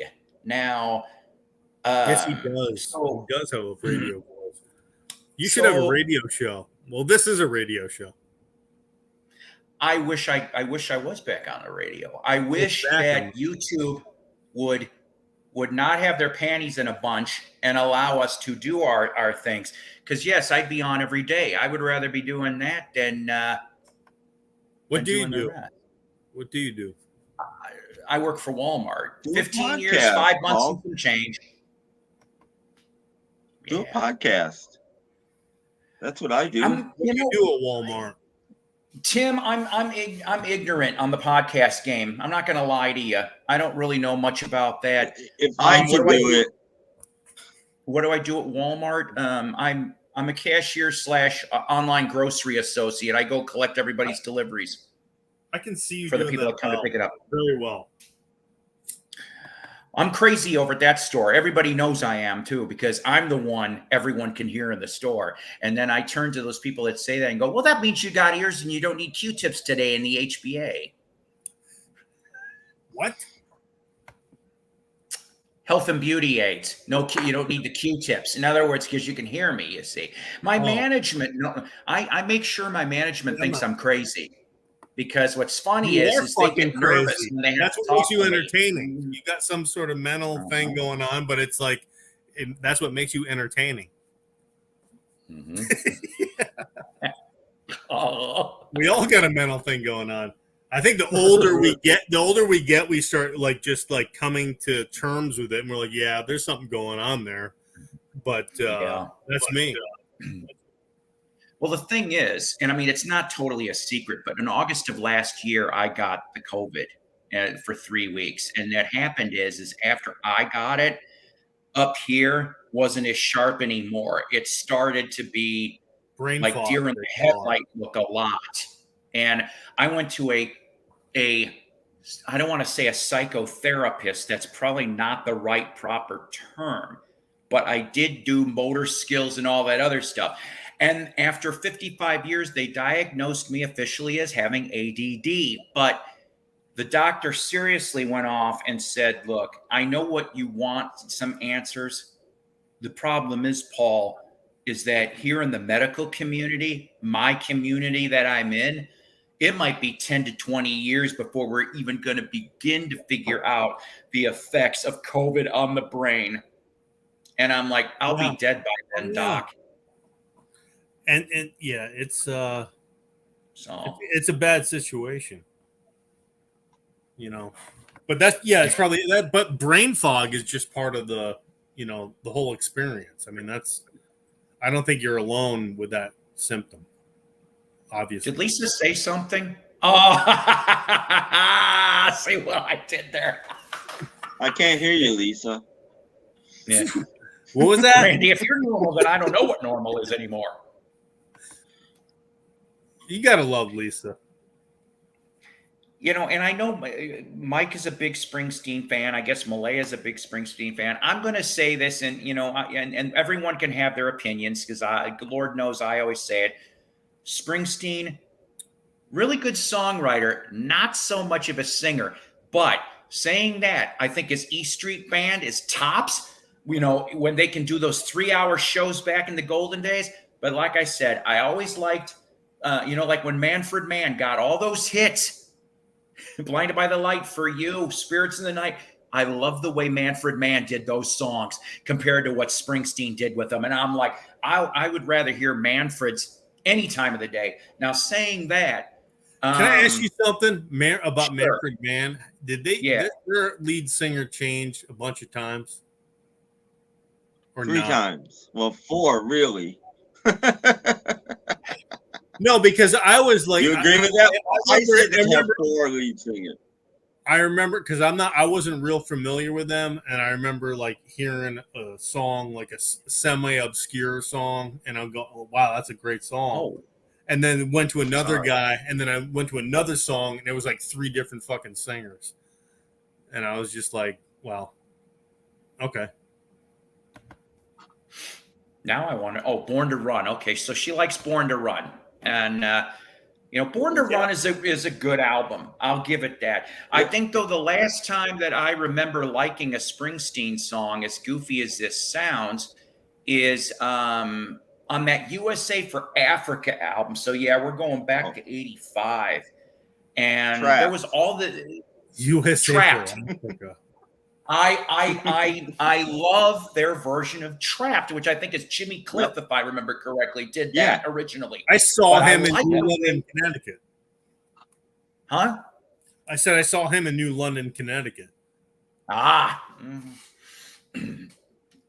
But But he's, like I said, the I love weird his thing band. about Manfred Mann is they had a vocalist, Paul Jones. He left. They got a new vocalist. I forget his name. And then Who they was the became the original? Earth Band. They became the Earth Band, and I don't even know who was singing, but they got Blinded by the Light, and some of those hits is Chris Thomas, but Chris Thomas never officially joined the band. He just sang the Manfred Mann songs, but he never joined the band. And then they have a singer, whoever he is, that sings the rest of it. So I think But That's some good is it musicians Blinded too. by the Light? The guy with the hat and the beard? yeah. Mhm. That's Who's Chris that Thomas, guy? but he What's his never name? officially joined the band. Oh, really? He He sang was a the theme song roving. from The Champ. If you ever saw that movie, like back in the late '70s, I think it was called The Champ. If you remember me, that was Chris Thomas, but he never really joined Manfred Mann. Really? He was just. It Yeah. was he. He was just there for a short stint, like for that hit. Yeah, Maybe. he would come in and do some lead vocals for him. But if you went So- and saw him live, it wouldn't be Chris Thomas. It would be somebody else in the band. Now, because he were they wasn't part like of the band. were they like Steely Dan, where they had like session musicians coming in all the time to like? Not replace- really. I don't think they had a vocalist. I mean, they had a vocalist, but I don't even know who it was. It was just the vocalist that got kind of turned around, kind of like Van Halen, Yeah. kind of a thing. But like they had a song from You Angel You, which was a Dylan song they covered, and I prefer their version over Dylan's. Chris Thomas Yeah. sang that, I think. But the rest of the album, no. It was like they had a song "Don't Kill It, Carol." Chris Thomas doesn't sing "Don't Kill It, Carol." Jeff Britton from Wings was in that band, and Chris Slade, who of course would be in the Firm and AC/DC, was in Manfred. The Earth Band. No. Well, Klaus Vorman was in Manfred for a little while. That's right. The guy that designed the Revolver cover. I think Jack Bruce too for 2 seconds. I think. Yeah. Really? Yeah. A lot of good people came through there. I think he's on the first album. I think he's early, isn't he? First or second album? I think so. Yeah, it was before Cream. Because but he was in crap. They never released anything in America. I can't. It was something blues band. God, I can't think of the name. Before Manfred Mann. So they shuffled musicians. See, some of those bands, like they would find all this talent. Manfred, John Mayall. I mean, look at all the talent that came from out of that. I mean, there's just certain centerpieces that maybe those people don't deserve. They don't get enough love. John Mayall was in Manfred Mann. No. I'm bringing examples about how select people find this great talent, and they all come through that band at one time or another. Yeah. Sorry, you got to explain things to me like I'm a 3-year-old. It's just the way. Sorry. So let's see. Flash says going to go see Get the Let Out Friday night. Maybe smoke some ganja. CT is legal now. What is it? First December. CT. You from Connecticut? Yeah, I'm from Connecticut too. Where are you from, dude? Where are you from, Flash? Jason Bonham is going to be playing here for the Led Zeppelin experience. Does anyone have a surefire method of getting rid of fruit flies? Fruit fly. Get rid of your goddamn old fruit. That's all you need to do. Take out your garbage.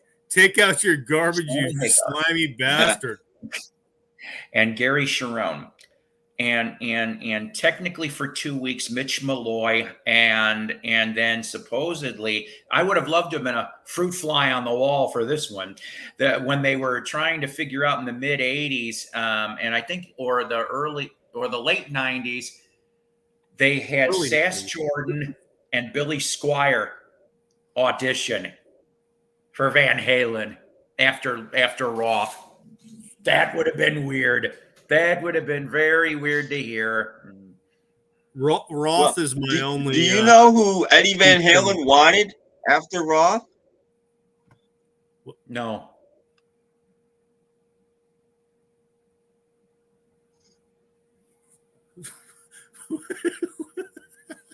No. Who? He said Eddie Van Halen. What? Tim? Oh, there you go. You froze for a second. Who Tim? No, he's not frozen. He's just frozen by himself. What did you say? Eddie Van Halen what? Oh no, he did freeze. My internet has suddenly become crap, obviously. Oh, you got my internet. Just deep in thought.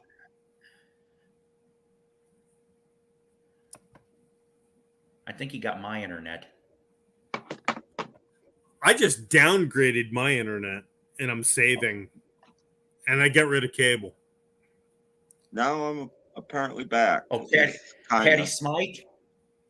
Yeah, Is Patty Patty Smythe. Because I did hear Patty about Smythe that. is who he wanted, and she turned him down. That would have been very strange. Very strange to go I from think it would have Scandal been to great. Van Halen. That girl's got some pipes. I think it would have been great. Yeah. I'm not knocking Patty. I'm just saying it would have been strange, is all I was saying. Yeah. Yeah. I remember Goodbye to You, and Warrior, and can't remember the other one right off the top. You're right. She did have great pipes. Yeah. Oh, hell no. I mean, Stop I'm sure taking your Spencer Oh man. Derby Lisa, come on up. Why aren't you on up here talking all your shit? If I've dropped various invites. Talk into your this shit, thing. Derby Lisa. Oh boy. Here we go. Yeah, Randy, come on up here. Yo. I'm getting loose here. We got a hurricane coming here, son. We're getting loose. We're getting loose tonight. I'm not going to be on for too much longer, though. I got phone calls I got to make. No, you don't. Even at this hour. You have no phone calls. Yes, I do. Do you know what? You don't even know. If this old fucker here has got a busy life sometimes. Pretty stupid how I have to carve time out. With 9 grandchildren. Well, that's... If I had and I love my kids and my grandchildren, I would obviously love to spend my time with them. But I would like to do daily shows. I just don't have to. I wouldn't want to. There's like nothing that I would not want to spend a day with 9 grandchildren. Not at once. Hi, Doug. See, I'm surprised you said Gilbert and not Bobcat. Bobcat got a record. I have that, and I have it signed.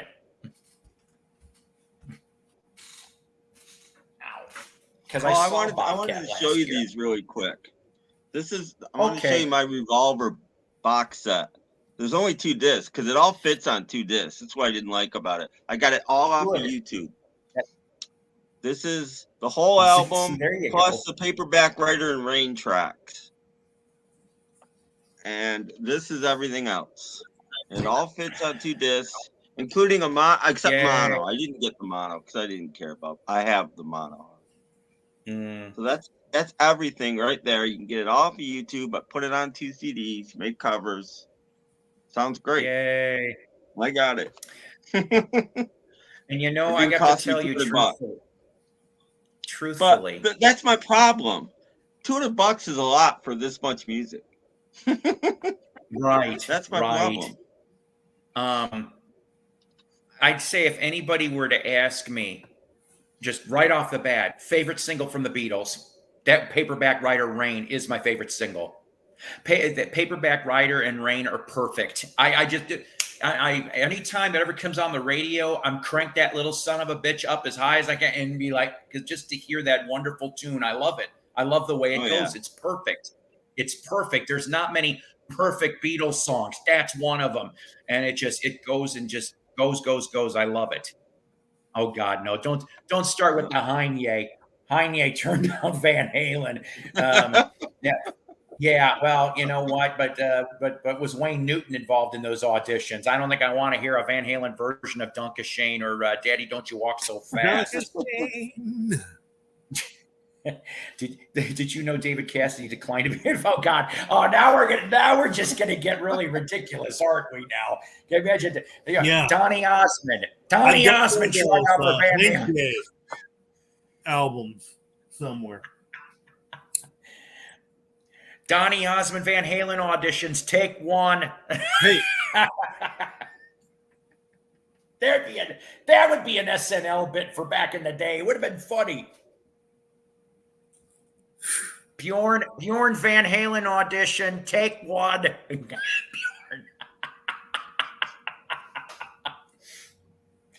Wendy O. Williams, Plasmatics Van Halen audition, take one. Tiny Tim Van Halen audition, take one.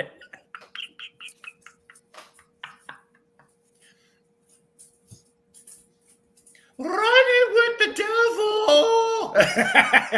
Nope. Next. Tiptoe. I said next.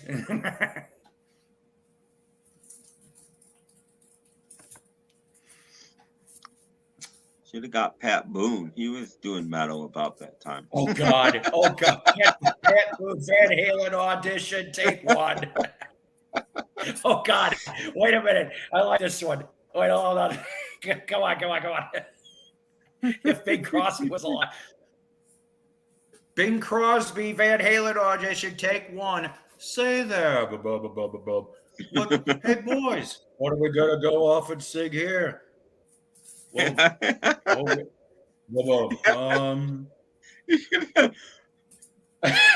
Main Street. Panama. Panama.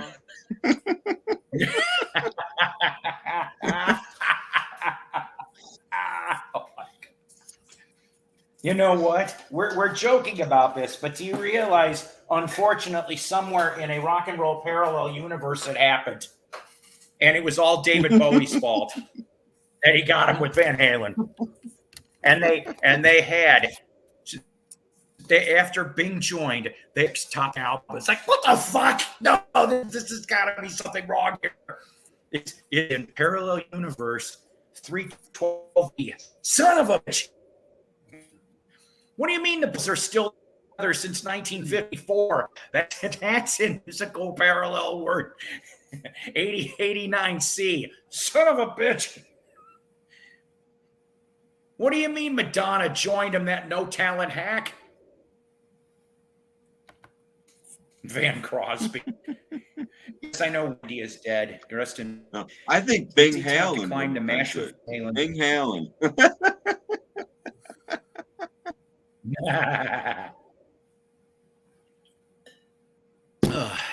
Oh. Van Halen audition, take one. The word. All right, how about this one? I come up with this one really quick here. Uh-oh, yeah. Krusty the Clown, Van Halen audition one. Hey, ask Mike. Oh, where do we want to go first? Riding with the devil. Whoa. Whoa. What was that? Who wants another Itchy and Scratchy cartoon?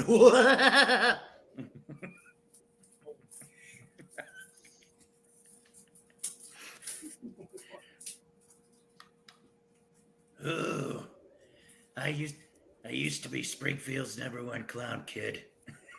Now I'm nothing. Buy my pork products.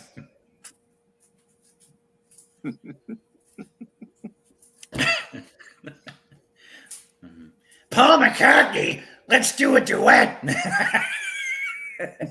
Oh God. Next on Behind the Scenes Beatle Beat. Oh, I remember when me and the Beatles dropped acid. It was me, Dewey Cox, the rest of us. Next on Behind the Scenes. I ain't right. And John Candy, sing for Van Halen. Well, he was good at the polka. He could have been with the Schmeng. We're the Schmengi brothers. Oh, here we go. This is going down the rabbit hole even worse. Don Ho. Don Ho. Don Ho Van Halen audition.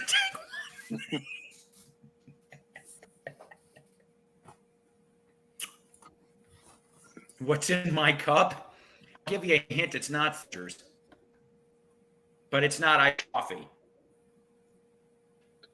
See, after Ho 6 could have p.m., hooked I his flipped the ukulele decaf up if I to a had. nice distortion pedal and gone for it. Why not? Oh my God! Yeah, he's got the pedal like he does shit on the ukulele. It's like, what the fuck are we seeing here?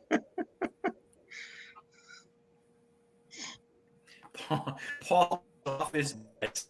Maybe.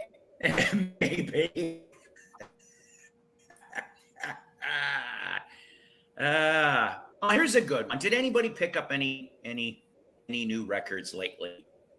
She's actually asking. No. Anybody pick up any new records lately? I'm looking to Does sell some anyone else records here right now. collect drag racing records? Malia, that's funny that you bring that up. I don't collect drag racing records, but in the last year, I have come across several drag racing records. One, I think, was Super Stocks, if I remember correctly. The last Goofy album, it wasn't drag racing cars. It was on Capitol from '64. Drag race boats. It was How men. about that for weird?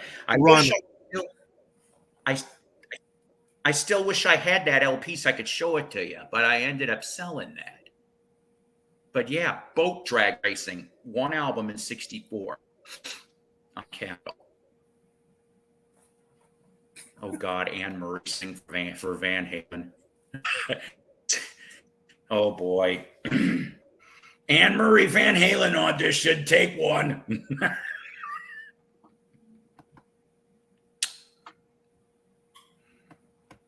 What, the Anne Marie Van Halen audition? You got a copy of that? All right, dude. I'm signing out.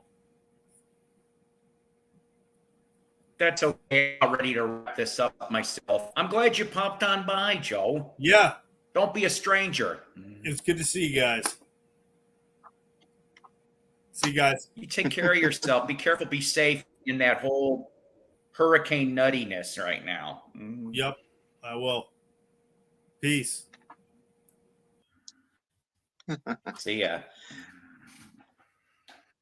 Davy Jones could Back have from the dead, auditioned. They ladies could and have done gentlemen. Girl, like in the Brady Bunch movie.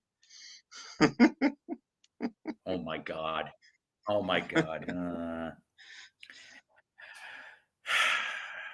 He can't. A lot of people, I guess, can't stand Tiny Bubbles either. All these pretend vocalists would sadly sound better than Roth at this. You know what? And that's true. Okay, listen. You know, I know you're. Well, I think seriously, or at least half serious here, because here's an album I cannot believe that got released. That Van Halen Live in Japan, the one that came out in 2015. I'm like, come on. I heard several tracks off of this, and even I knew, I'm like, what is this shit?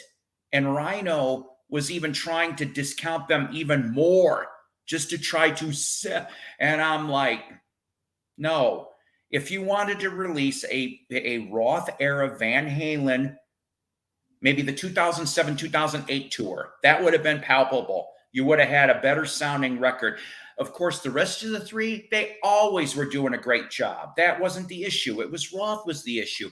So if you wanted to get a modern album, the 2007, 2008 would have been great. But I personally, of course, you know, I know there's whole shows going back to 1979 with the original Van Halen, and one of those needs to come out. but I don't know who's holding the archival purse strings. I heard rumors of Wolfie owns part of it, and so does Alex. So I don't know. I guess we'll just say it's between the two of them. Oh God, Bill Murray, the lounge singer. Anytime I ever think about him, it's always him singing Happy Birthday, the very long version, or him singing Star Yes, Star Wars. Wars. It's the star. And I'm going, oh my God. Do you know who Buddy Greco is? I know the name, not the music. He's a 60s lounge singer, played good piano player too. Played the pianos, did lounge acts for years and years on Capitol Records. I have one his best cover is a song or an album title is an album called Songs for Swingin' Losers. And he's in a gambling joint, but that's who Bill Murray was channeling. Bill Murray was doing Buddy Greco. That's So funny.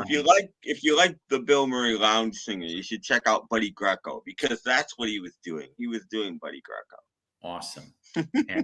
And that last recommendation is going to close out this show, guys. I appreciate all the people that were here. You know what's really funny? I got up to about 22 people here tonight at one point or another. And I just am glad that I can, Wednesdays are usually my best day, Wednesdays or Sundays, to try to do one of these. Because I try not to stomp on other people's times and stuff like that.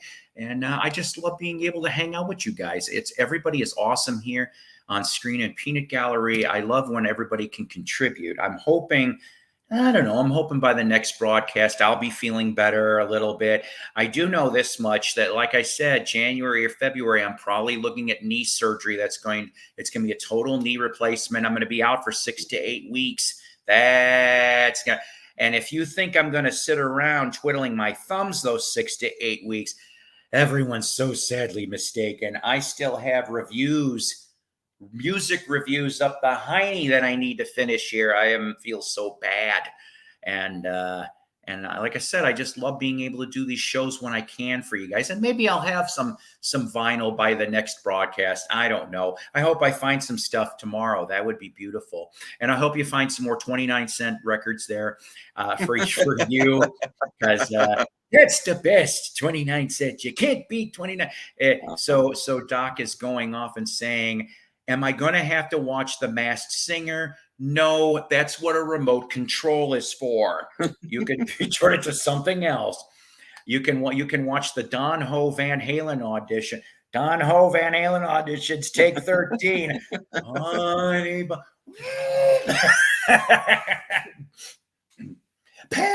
Panama. Anyways, I love you guys. You take care. God bless. Thank you, Tim, for having me on. You have yourself a great rest of the week, please. And I know I'll be seeing you somewhere in this VC universe. I know it. So take care, all. Always powered by coffee and the Moody Blues.